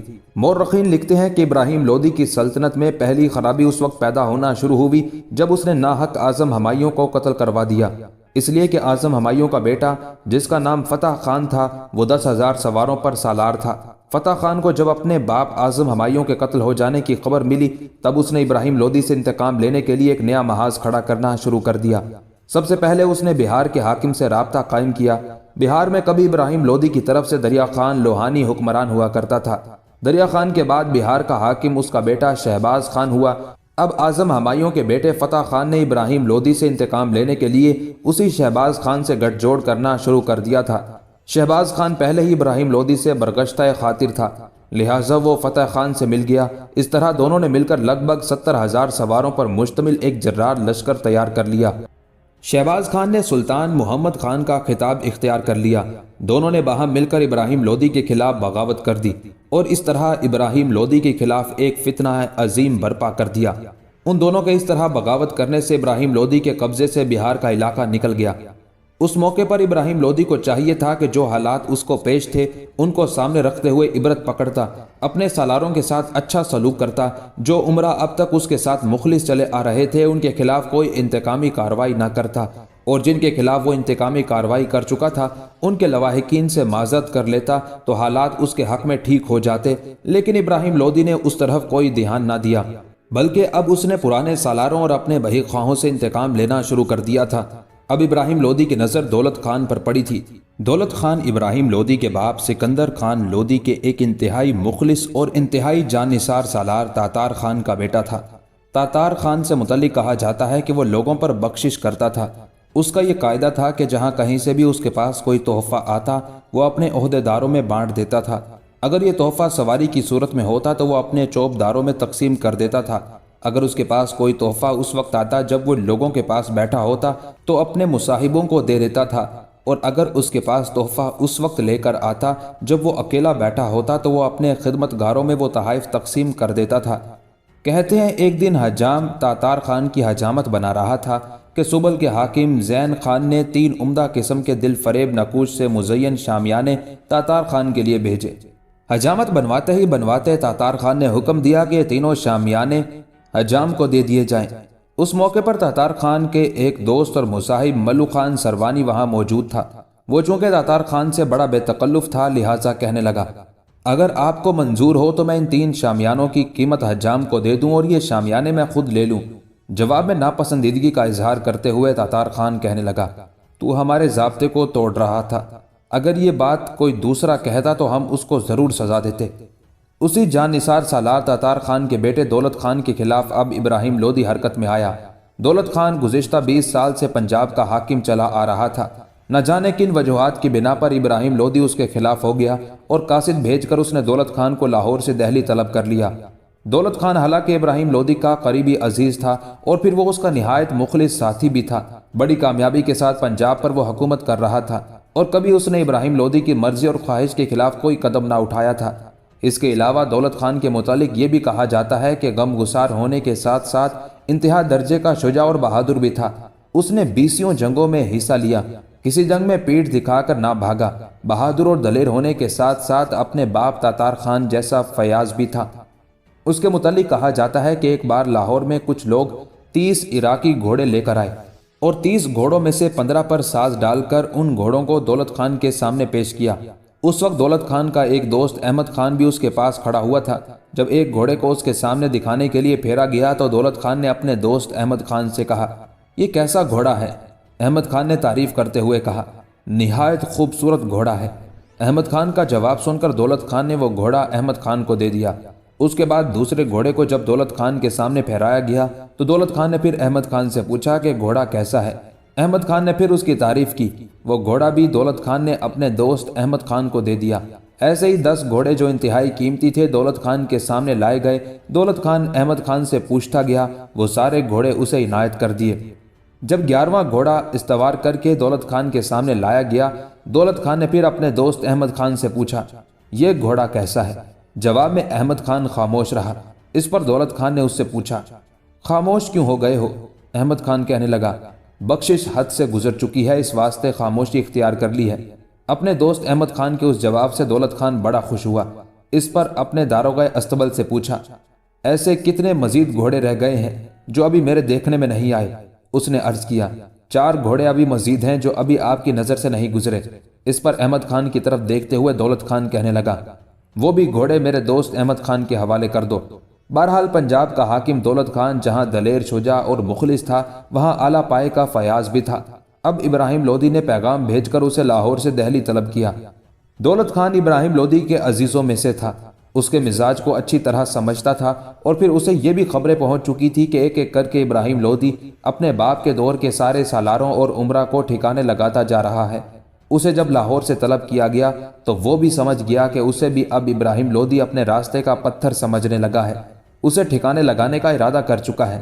لہٰذا جب ابراہیم لودھی نے اسے لاہور سے طلب کیا تو کچھ وقت کے لیے تو دولت خان ٹال مٹول کرتا رہا۔ جب اس نے دیکھا کہ ابراہیم لودھی ٹلنے کا نہیں تو اس نے اپنے بیٹے دلاور خان کو دہلی ابراہیم لودھی کے پاس روانہ کر دیا۔ دولت خان کا بیٹا دلاور خان جب دہلی پہنچا اور اسے ابراہیم لودھی کے سامنے پیش کیا تو ابراہیم لودھی نے انتہائی درشتی، ناراضگی اور غضبناکی کا اظہار کرتے ہوئے پوچھا، تمہارا باپ کیوں نہیں آیا؟ دلاور خان نے بڑی انکساری اور عاجزی سے جواب دیتے ہوئے کہا، میرا باپ ان دنوں بیمار ہے، سفر کرنے کے قابل نہیں ہے، وہ خود تو نہیں آ سکتا تھا اور آپ کی حکم عدولی بھی نہیں چاہتا تھا، لہٰذا اس نے مجھے آپ کی طرف بھیج دیا ہے۔ ابراہیم لودھی نے کچھ سوچا، پھر دولت خان کے بیٹے دلاور خان کو مخاطب کر کے کہنے لگا، اگر مستقبل قریب میں تمہارا باپ نہیں آئے گا تو دوسرے عمرہ کی طرح مصیبت میں گرفتار ہو جائے گا۔ اس کے ساتھ ابراہیم لودھی نے زندان کے داروغہ کو بلایا۔ داروغہ جب اس کے سامنے آیا اسے مخاطب کر کے ابراہیم لودھی کہنے لگا، یہ لاہور کے حاکم دولت خان کا بیٹا دلاور خان ہے، اسے زندان کے اس کمرے میں لے جاؤ جہاں ہم نافرمان اور باغی اور سرکش عمرہ کو سزائیں دیتے ہیں۔ دلاور خان کو جب وہاں لے جایا گیا تو اس سے پہلے جس سالار کو اور جس طریقے سے وہاں سزا دے کر اس کا خاتمہ کر دیا گیا تھا وہ سب طریقے اور بڑے بڑے سالاروں کا حال جس کی تفصیل داروغہ نے اسے بتائی، اسے سن کر دلاور خان لرز اور کانپ اٹھا تھا۔ مورخین لکھتے ہیں کہ جس وقت زندان کے اس کمرے کا حال دلاور خان نے دیکھا تو اس کے دماغ سے دھواں نکلنے لگا۔ اسے زندان کا وہ حصہ دیکھ کر یقین ہو گیا تھا کہ جس طرح اس سے پہلے ابراہیم لودھی نے اپنے بڑے بڑے سالاروں کا حال کیا ہے ایسا ہی حال وہ اس کا اور اس کے باپ کا کرے گا۔ زندان سے نکال کر جب دلاور خان کو پھر ابراہیم لودھی کے سامنے پیش کیا گیا تو ابراہیم لودھی نے اسے مخاطب کیا، تو نے زندان میں ان لوگوں کا حال دیکھا جنہوں نے میرے حکم کی تعمیل نہیں کی اور ان کا ہم نے کیا حال کیا؟ ابراہیم لودھی کے ان الفاظ پر دلاور خان لرزتے کانپتے ہوئے اپنا سر زمین پر رکھ دیا۔ اس موقع پر ابراہیم لودھی نے اپنے داروغہ کو حکم دیا کہ وہ دلاور خان کو لے جائے۔ ابراہیم لودھی کا آدمی جب دلاور خان کو اس کے پاس سے باہر لے گیا تب دلاور خان کو یقین ہو گیا کہ اگر اس نے دہلی میں کچھ مزید قیام کیا تو یہ ابراہیم لودھی یا تو اس کی آنکھوں میں سلائیاں پھیر کر اسے اندھا کر دے گا یا دوسرے سالاروں کی طرح اسے زندان کے کسی کمرے میں دیوار میں چن کر اس کا خاتمہ کر دے گا۔ اسے یقین ہو گیا تھا کہ دہلی کے قیام کے دوران ایک نہ ایک روز ضرور ابراہیم لودھی کے قہر و غضب کا شکار ہو جائے گا، اس سے بچ نہیں پائے گا۔ لہٰذا ابراہیم لودھی کو بتائے بغیر وہ دہلی سے بھاگ کھڑا ہوا اور لگاتار سفر کرتا ہوا لاہور پہنچ گیا۔ کہتے ہیں لاہور پہنچ کر اس نے ساری صورتحال سے اپنے باپ دولت خان کو آگاہ کیا، ساتھ ہی اس نے اپنے باپ کو یہ بھی تنبیہ کی، اگر اپنی زندگی چاہتے ہو تو اپنی فکر کرو، ورنہ دوسرے عمرہ کی طرح ابراہیم لودھی تمہیں بھی ذلت و خواری سے ہلاک کر دے گا۔ کہتے ہیں اپنے بیٹے دلاور خان کے الفاظ سن کر حاکم لاہور دولت خان اندیشہ ہائے دراز میں مبتلا ہو گیا تھا۔ اس نے سوچا اگر وہ ابراہیم لودھی کے خلاف بغاوت کرتا ہے تو نمک حرامی کی تہمت لگتی ہے، اور اگر ابراہیم لودھی کے پنجائے قہر میں گرفتار ہو جاتا ہے تو پھر جان نہیں بچتی۔ اب دولت خان پریشان اور فکر مند رہنے لگا تھا۔ اسے یقین ہو گیا تھا کہ ان قریب ابراہیم لودھی پھر اسے طلب کرے گا، اگر وہ دہلی گیا تو ابراہیم لودھی اس کا خاتمہ کر دے گا، اور اگر پھر ٹال مٹول سے کام لیا دہلی نہ گیا تو یہ بھی ممکن ہے کہ ابراہیم لودھی کوئی لشکر لے کر اس پر چڑھ دوڑے اور اس کا خاتمہ کر دے۔ ان حالات کو سامنے رکھتے ہوئے دولت خان نے لاہور میں اپنے عمرہ اور دوسرے سرکردہ لوگوں کو اپنے پاس جمع کیا اور جو حالات پیش آئے تھے ان سے مشورہ کیا گیا۔ آخر طے یہ پایا کہ اگر ابراہیم لودھی کے خلاف مناسب تدابیر اختیار نہ کی گئیں تو پہلے دولت خان کا خاتمہ ہوگا، اس کے بعد لاہور میں دولت خان کے جتنے ہم نوا ہیں وہ بھی جان سے ہاتھ دھو بیٹھیں گے۔ اور ان حالات میں ابراہیم لودھی کے ان مظالم اور ستم سے بچنے کے لیے ایک ہی طریقہ ہے کہ کسی ایسی طاقت اور قوت سے ابراہیم لودھی کے خلاف کام لیا جائے جو ابراہیم لودھی کو اپنے سامنے زیر کر دے۔ آخر صلاح مشورہ کرنے کے بعد یہ طے پایا کہ ان دنوں مغل شہنشاہ بابر شمال کی سرزمینوں سے یلغار کرتا ہوا کابل تک پہنچ گیا ہے، لہٰذا کسی کو اس کے پاس کابل روانہ کیا جائے اور اسے ہندوستان پر حملہ آور ہونے کی دعوت دی جائے۔ دولت خان نے اس تجویز کو پسند کیا اور یہ طے پایا کہ دلاور خان کو کابل بابر کے پاس روانہ کیا جائے۔ یہ فیصلہ ہونے کے بعد دولت خان کے کہنے پر اس کا بیٹا دلاور خان بڑی تیزی اور سرعت کے ساتھ لاہور سے کابل کی طرف روانہ ہو گیا تھا۔ بابر کا پورا نام ظہیر الدین محمد بن عمر شیخ تھا۔ اس کی ماں کا نام نگار خانم تھا۔ بابر باپ کی طرف سے تیمور لنگ کی نسل میں سے تھا، جبکہ ماں کی طرف سے وہ چنگیز خان سے جا ملتا تھا۔ فرغانہ میں پیدا ہوا۔ باپ کی وفات کے بعد وہ فرغانہ کے تخت پر بیٹھا۔ ان علاقوں میں اس کا پالا ایک طاقتور ازبک حکمران شیبانی خان سے پڑا، اور شیبانی خان نے ایک کے بعد دیگرے اس کی سلطنت کے سارے علاقوں پر قبضہ کر لیا، جس کے نتیجے میں بابر خانہ بدوشانہ زندگی بسر کرتا ہوا افغانستان کی طرف بڑھا۔ سن 1504 میں زوردار انداز میں حملہ آور ہوتے ہوئے اس نے کابل پر قبضہ کر لیا۔ اس کے بعد اس نے اپنے لشکریوں کی تعداد بڑھاتے ہوئے اپنی طاقت اور قوت میں اضافہ کیا، اور پھر وہ قندھار پر بھی قابض ہو گیا تھا۔ اس طرح ظہیر الدین بابر افغانستان کی اکثر علاقوں پر اپنی گرفت مضبوط اور مستحکم کرنے میں کامیاب ہو گیا تھا۔ لاہور کے حاکم دولت خان کا بیٹا دلاور خان جس وقت بابر کی خدمت میں حاضر ہونے کے لیے کابل پہنچا، اس وقت بابر کے بیٹے کامران مرزا کی شادی تھی۔ بابر نے اپنے خاندان کے ساتھ ان دنوں شاہ لالہ باغ میں قیام کیا ہوا تھا۔ اس باغ کے اندر شادی کا جشن برپا کیا گیا تھا۔ اس باغ کو مغلوں نے اس انداز میں سجایا تھا۔ افغانستان کے لوگ مغلوں کے زرنگار شامیانوں اور ان کے پرتکلف انتظامات کو دیکھتے ہوئے دنگ اور حیرت زدہ رہ گئے تھے۔ دولت خان کا بیٹا دلاور خان ظہیر الدین بابر سے ملنے کے لیے اسی باغ میں حاضر ہوا اور بابر کے عمرہ سے گزارش کی کہ اسے بابر کی خدمت میں پیش کیا جائے۔ بابر کے خدام میں سے ایک بابر کی خدمت میں حاضر ہوا اور بابر کو مخاطب کر کے کہنے لگا، ایک افغان ہندوستان کے بادشاہ ابراہیم لودھی سے رنجیدہ خاطر ہو کر آیا ہے اور چاہتا ہے کہ آپ کی خدمت میں حاضر ہو کر اپنے احوال عرض کرے۔ بابر نے حکم دیا، اسے پیش کرو۔ جواب میں دلاور خان کو جب ظہیر الدین بابر کے سامنے پیش کیا تو دلاور خان نے بڑے عمدہ انداز میں بابر کو اپنی عرض داشت پیش کی۔ اس کے بعد بابر کے پوچھنے کے بعد دلاور خان نے ایک ایک کر کے ہندوستان کی خرابی احوال بیان کی اور بتایا، ابراہیم لودھی انتقامی کارروائی کرتے ہوئے اپنے مخلص اور جان نثار ساتھیوں کا خاتمہ کرتا جا رہا ہے۔ اس نے ظلم و ستم اور انتقام کی بھٹی گرم کر رکھی ہے۔ اب وہ میرے اور میرے باپ کے بھی در پہ ہے۔ دلاور خان جب خاموش ہوا تو تب بابر نے اسے مخاطب کر کے کہا، تم لوگ گزشتہ کئی سالوں سے سلطان ابراہیم اور اس کے باپ دادا کا نمک کھا رہے ہو، اور 20 سال سے میں نے سنا ہے پنجاب پر تم صاحب اقتدار بھی چلے آ رہے ہو۔ پھر اب کیا ہوا کہ ایک دم تم لوگ یک بارگی اس کے خلاف ہو گئے ہو، اس سے ناراض ہو کر میرے پاس آئے ہو اور اب چاہتے ہو کہ اس سے انتقام لو؟ آخر اس کی کیا وجہ ہے؟ جواب میں دلاور خان پھر بابر کو مخاطب کر کے کہنے لگا، 40 سال ہوئے ہیں کہ میرے باپ دادا ابراہیم لودھی اور اس کے باپ کے لیے جانثاری کرتے آئے ہیں۔ انہوں نے ان کی سلطنت کی بنیادوں کو مضبوط اور مستحکم کر دیا، اور اب سلطان ابراہیم اپنے باپ کے عمرہ سے بدسلوکی کر رہا ہے۔ ان گنت عمرہ کو جو اس کی سلطنت کے ستون اور بنیاد خیال کیے جاتے تھے ہلاک کر چکا ہے۔ اپنے دیرینہ اور مخلص عمرہ کو ہلاک کرتے ہوئے وہ خوشی محسوس کرتا ہے۔ بعض کو تو وہ دیواروں میں چن چکا ہے، بعض کو آگ میں ڈال چکا ہے، اور چونکہ بقایا عمرہ کو ابراہیم لودھی کے ان مظالم اور ستم سے نجات کی دوسری صورت دکھائی نہیں دے رہی، اس بنا پر انہوں نے مجھے آپ کے پاس روانہ کیا ہے تاکہ میں آپ کی خدمت میں حاضر ہو کر آپ سے گزارش کروں کہ آپ ہندوستان پر حملہ آور ہو کر ہندوستان کے لوگوں کو ایک ظالم اور ستمگر حکمران سے نجات دلائیں۔ ظہیر الدین بابر نے دولت خان کے بیٹے دلاور خان کی ساری گفتگو بڑے غور سے سنی، پھر اپنے خدام کو حکم دیا کہ دلاور خان کے آرام اور قیام کا بہترین انتظام کیا جائے۔ ساتھ ہی اس نے دلاور خان سے کہا کہ وہ سوچ کر اسے جواب دے گا۔ اس پر بابر کے آدمی دلاور خان کو اپنے ساتھ لے گئے تھے۔ کہتے آنے والی شب کو بابر نے اسی شاہ لالہ باغ کے اندر قیام کیا۔ جب اس کے بیٹے کامران مرزا کا جشن عروسی اپنے انجام کو پہنچا تو ظہیر الدین بابر نے وہ رات اس باغ میں عبادت میں گزاری۔ رات کے پچھلے پہر اس نے 2 رکعت نماز خداوند قدوس کی درگاہ کارساز میں ادا کرنے کے بعد دعا کے لیے ہاتھ اٹھائے اور بڑی انکساری سے کہنے لگا، اے خدائے کارساز، اگر ہندوستان کی حکومت میرے اور میری اولاد کے نصیب میں ہے تو ہندوستان سے پان اور آم دولت خان کی طرف سے بطور سوغات آئیں۔ مورخین لکھتے ہیں کہ حسن اتفاق سے ایسا ہی ہوا کہ جس وقت لاہور کے حاکم دولت خان نے اپنے بیٹے دلاور خان کو بابر کی طرف روانہ کیا، اس سے اگلے ہی روز اس نے اپنے دوست اور دستے راست احمد خان کے ہاتھ پان کے علاوہ نیم پختہ آم کورے کوزوں میں بند کر کے بھجوائے، اس لیے کہ وہ آموں کا موسم تھا۔ دلاور خان کے پیچھے ہی پیچھے احمد خان یہ دونوں تحفے لے کر کابل پہنچ گیا۔ احمد خان نے سب سے پہلے وہاں دولت خان کے بیٹے دلاور خان سے ملاقات کی، اس کے بعد بابر کے چوبدار سے ملاقات کر کے بابر سے ملاقات کی خواہش کا اظہار کیا۔ چوبدار نے بابر سے کہا کہ دولت خان کا ایک اور آدمی جس کا نام احمد خان ہے وہ ملاقات کرنا چاہتا ہے۔ بابر نے جب اسے بلایا تو احمد خان نے پان اور کورے کوسوں میں بند جو عام دولت خان نے بھجوائے تھے وہ بابر کو پیش کیے۔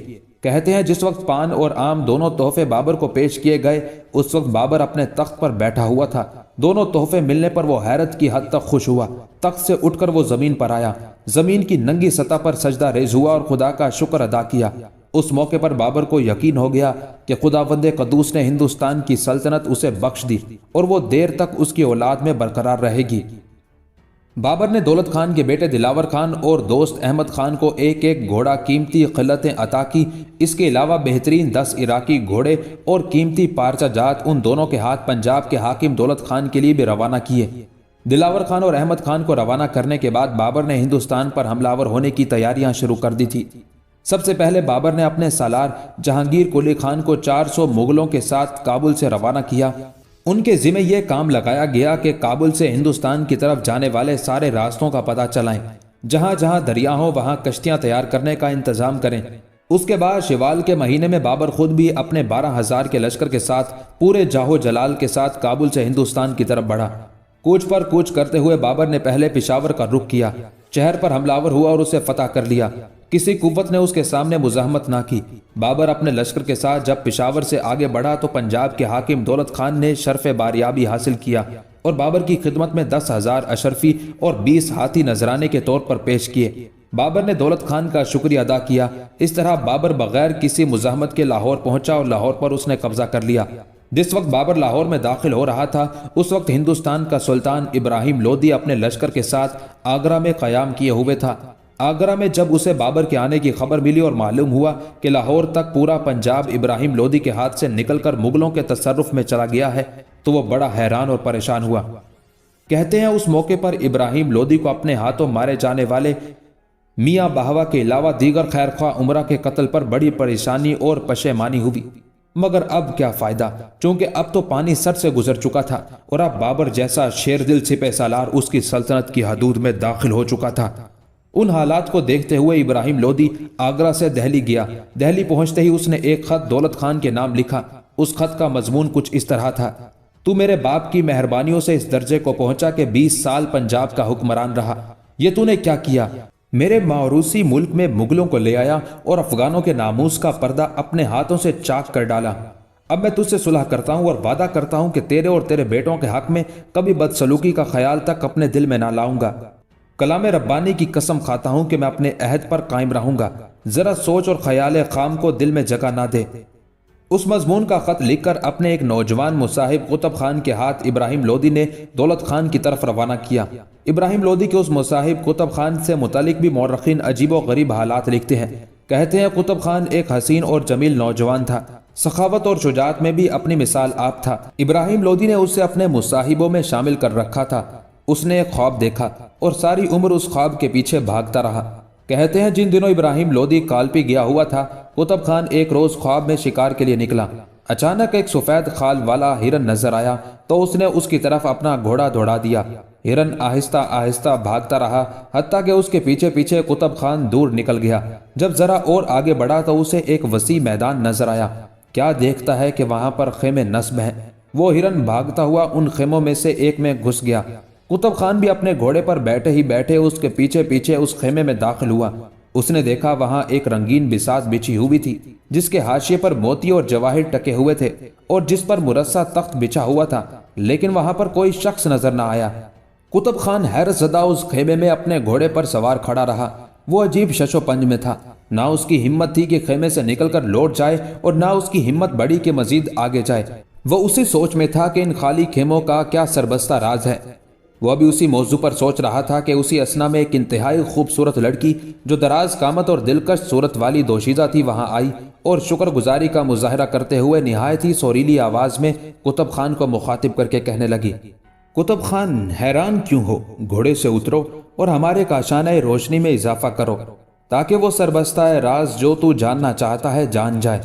قطب خان باہمت اور شجاع تو تھا ہی، گھوڑے سے اتر کر گھوڑے کو اس نے خیمے کے تناب سے باندھ دیا۔ اس کے بعد وہ لڑکی اسے لے کر ایک اور خیمے میں داخل ہوئی۔ اس وقت قطب خان نے محسوس کیا کہ وہ دوپہر کا وقت تھا۔ اس کے بعد وہ لڑکی اس خیمے سے نکل کر قطب خان کو دوسرے خیمے میں لے کر داخل ہوئی۔ اس خیمے میں جا کر قطب خان کو محسوس ہوا کہ رات کا وقت ہے۔ कुतुब खान बाहिम्मत और शुजा तो था ही। घोड़े से उतरा, घोड़े को उसने खेमे की तनाब से बांध दिया। उसके बाद वो लड़की उसे लेकर एक और खेमे में दाखिल हुई।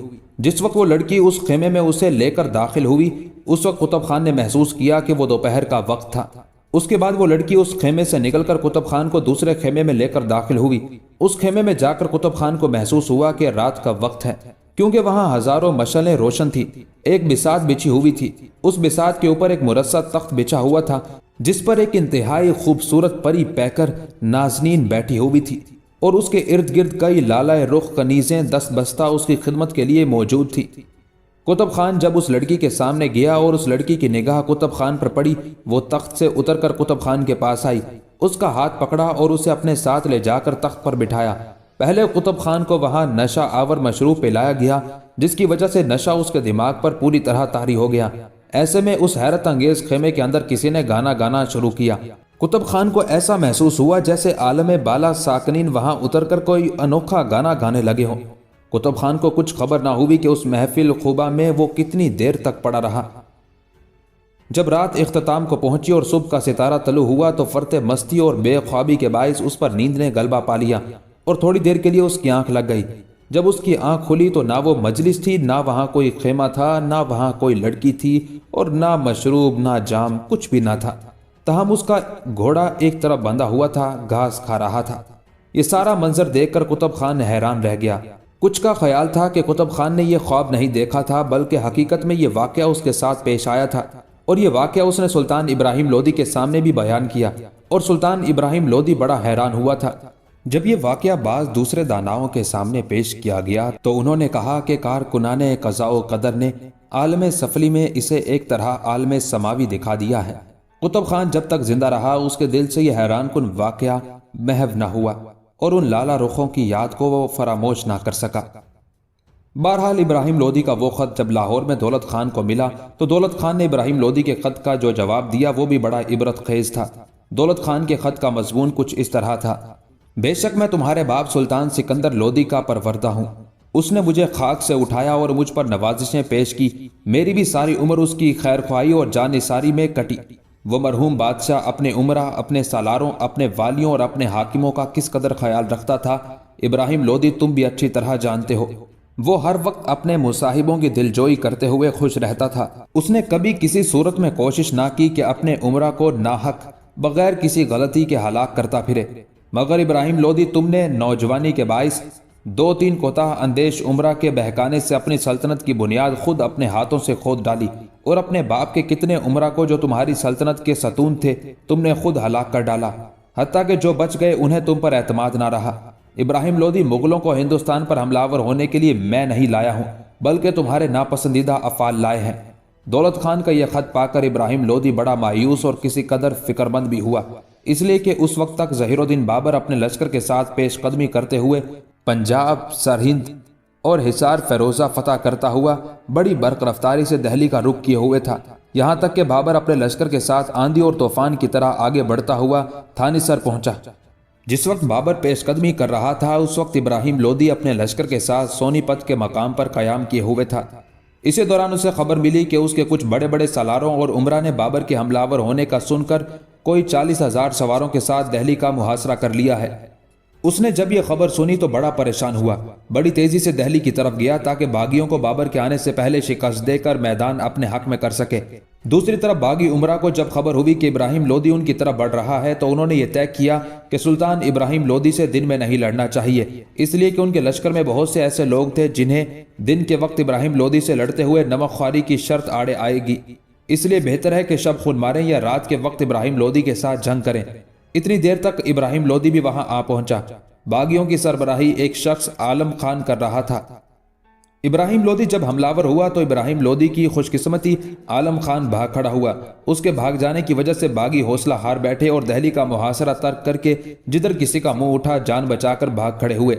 अब इब्राहिम लोदी मुतमईन था कि बागियों को उसने मुंतशिर कर दिया था और उनकी कमर तोड़कर रख दी थी। अब वो बड़ी दिलजमी के साथ बाबर का मुकाबला कर सकता था। इस असना में बागियों से निमटने के बाद सुल्तान इब्राहिम लोदी एक कस्बे कनौर के निवाह में अपने लश्कर के साथ पहुंच गया। वहां उसने अपने लश्कर के साथ पड़ाव कर लिया और दूसरी तरफ बाबर भी अभी तक दहली की तरफ पेशकदमी किए हुए था। वहां पड़ाव करने के बाद इब्राहिम लोदी ने अपने लश्कर में जो नजूमी थे उन्हें बुलाया और उन्हें हुक्म दिया, उस्तुरलाब की मदद से मालूम करो और बताओ कि बाबर के साथ अगर मेरा टकराव हो तो फतह किसकी होगी। नजूमी बड़ी एहतियात से काम लेते हुए जो कुछ अपने हिसाब से उन्होंने अंदाजा लगाया था इब्राहिम लोदी को मुखातिब करके कहने लगे, सियारों की गर्दिश से यूं मालूम होता है जैसे हमारे सब घोड़े और हाथी मुगलों के लश्कर में चले गए हैं।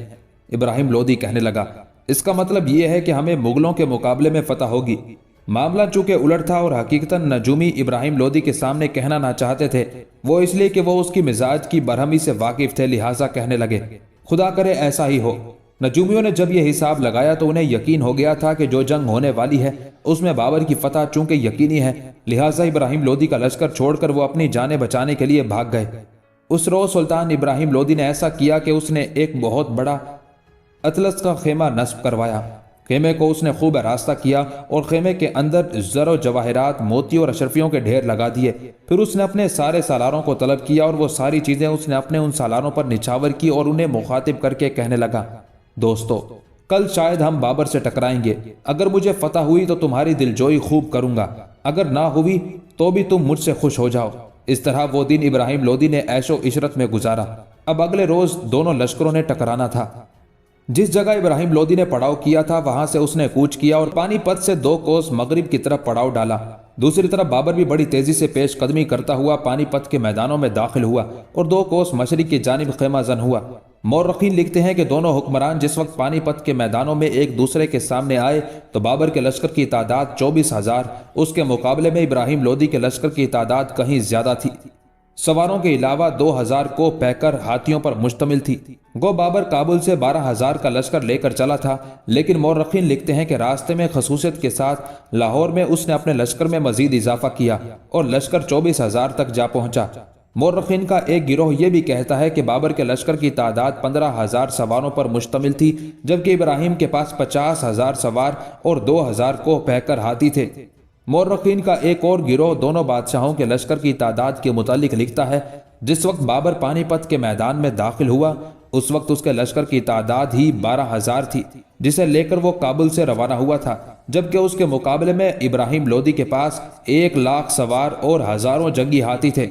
बाबर ने अपने छोटे से लश्कर को 3 हिस्सों में तकसीम कर दिया था। उसने फैसला किया था कि उस लश्कर का एक हिस्सा जो उसकी कमानदारी में होगा सामने की तरफ से इब्राहिम लोदी का मुकाबला करेगा, जबकि लश्कर के बाकी 2 हिस्से दाएं बाएं से होते हुए इब्राहिम लोदी के लश्कर के अकबी हिस्से पर जरब लगाएंगे। मौरखीन लिखते हैं, गो इब्राहिम लोदी के लश्कर की तादाद बहुत ज्यादा थी, लेकिन उसका ज्यादा हिस्सा इब्राहिम लोदी की बदसलूकी से रंजीदा और कबीदा खातिर और बेदिल हो गया था। दोनों बादशाहों के दरमियान पानीपत के कस्बे से मशरिक की जानिब ऐसी घमसान की जंग हुई कि चश्मे रोजगार ने कभी उस मैदान में ऐसी जंग ना देखी होगी। बाबर इस कदर खूनख्वारी और शिद्दत के साथ हमलावर हुआ कि अपने शुरू के हमले में ही उसने इब्राहिम लोदी के बहुत से लश्करियों को मौत के घाट उतार दिया और बाकी इब्राहिम लोदी की बदमिजाजी की वजह से वैसे ही उससे तंग थे, वो बगैर लड़े जंग से मुंह मोड़ के और भागने लगे थे। कहते हैं उस मौके पर इब्राहिम लोदी लश्कर के एक हिस्से के साथ एक तरफ खड़ा था, जंग का मंजर देख रहा था। उसका एक सालार जिसका नाम महमूद खान था उसके करीब आया और उसे मुखातिब करके कहने लगा, सुल्तान मोहतरम, हमारे लश्कर की हालत बहुत नाजुक हो गई है, लिहाजा बेहतर होगा कि आप बजाते खुद जंग से गुरेज करते हुए मैदान जंग से निकल जाएं। अगर बादशाह सलामत रहेंगे तो फिर बहुत सा लश्कर जमा हो जाएगा और हम फिर इन मुगलों से लड़कर अपने इलाके वापस हासिल कर सकेंगे। बेहतर यही है कि अब हम वही करें जो वक्त का तकाजा है, आगे जो सुल्तान की राय आली हो वही ठीक है। जहां तक इब्राहिम लोदी के जाती किरदार और खसूसियात का ताल्लुक था तो वो बहादुर था, शुजा था। उस मौके पर अपने सालार को मुखातिब करके कहने लगा, महमूद खान, बादशाहों के लिए जंग से मुंह फेर लेना नंगो आर की बात है। जरा देखो तो हमारे सब उमरा, मुसाहिब, खैरख्वाह साथी, दोस्त मैदान जंग में काम आ चुके हैं और जा बजा उनकी लाशें गिरी पड़ी हैं। ऐसी हालत में उन्हें छोड़कर अब मैं कहाँ जाऊंगा। यहां तक कहने के बाद इब्राहिम लोदी रुका, फिर अपनी बात को आगे बढ़ाते हुए कह रहा था, हम अपने घोड़े को पांव से सीने तक खून में गर्क देख रहे हैं। महमूद खान, जब तक हमारा अहद था हमने बादशाही की और मनमानियां भी की। अब ये बेवफा आसमान मुगलों की मर्जी के मुताबिक चल रहा है। अब हमारे जिंदा रहने में लुत्फ ही क्या रह गया है। बेहतर यही है कि हम भी खाको खून में मिलकर अपने मुसाहिबों और दोस्तों और सालारों के साथ यकजा हो जाएं।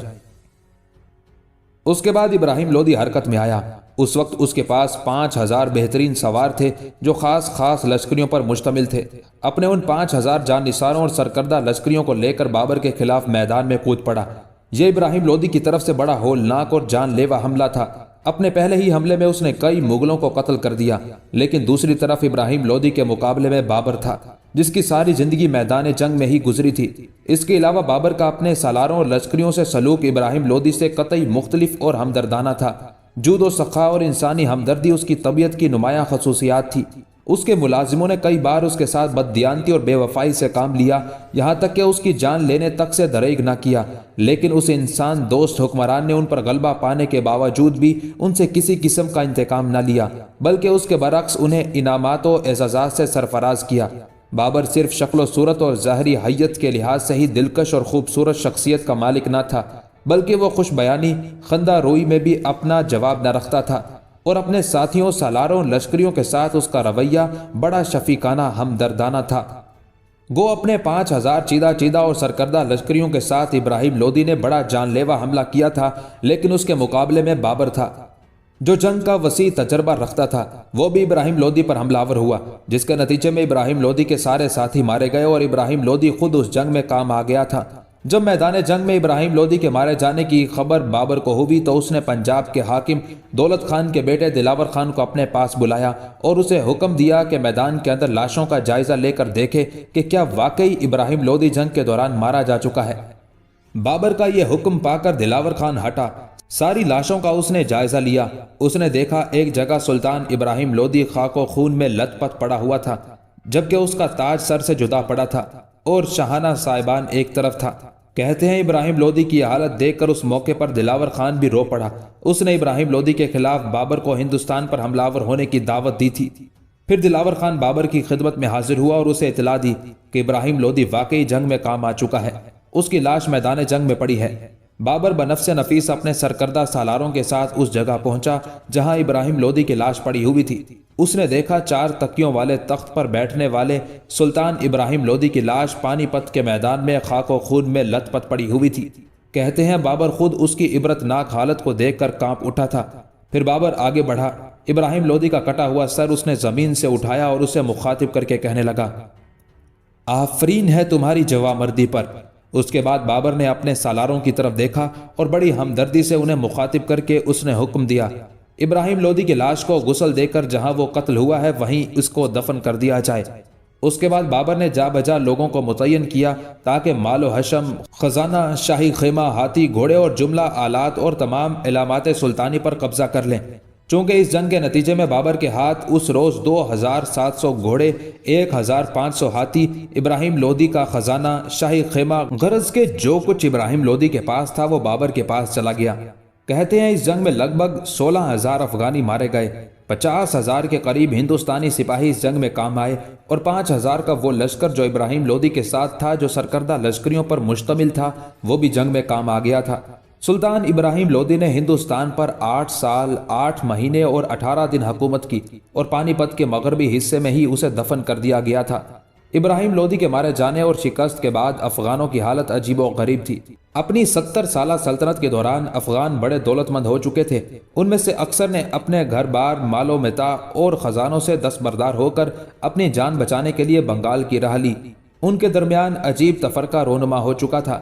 اس کے بعد بابر نے مال غنیمت کا بندوبست کرنے کے بعد دہلی شہر کا رخ کیا۔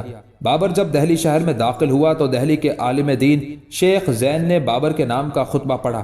بابر نے سب سے پہلے سارے شہر کو گھوم پھر کر خوب دیکھا۔ اس کے بعد کئی قبرستانوں میں جا کر اس نے فاتح خوانی کی۔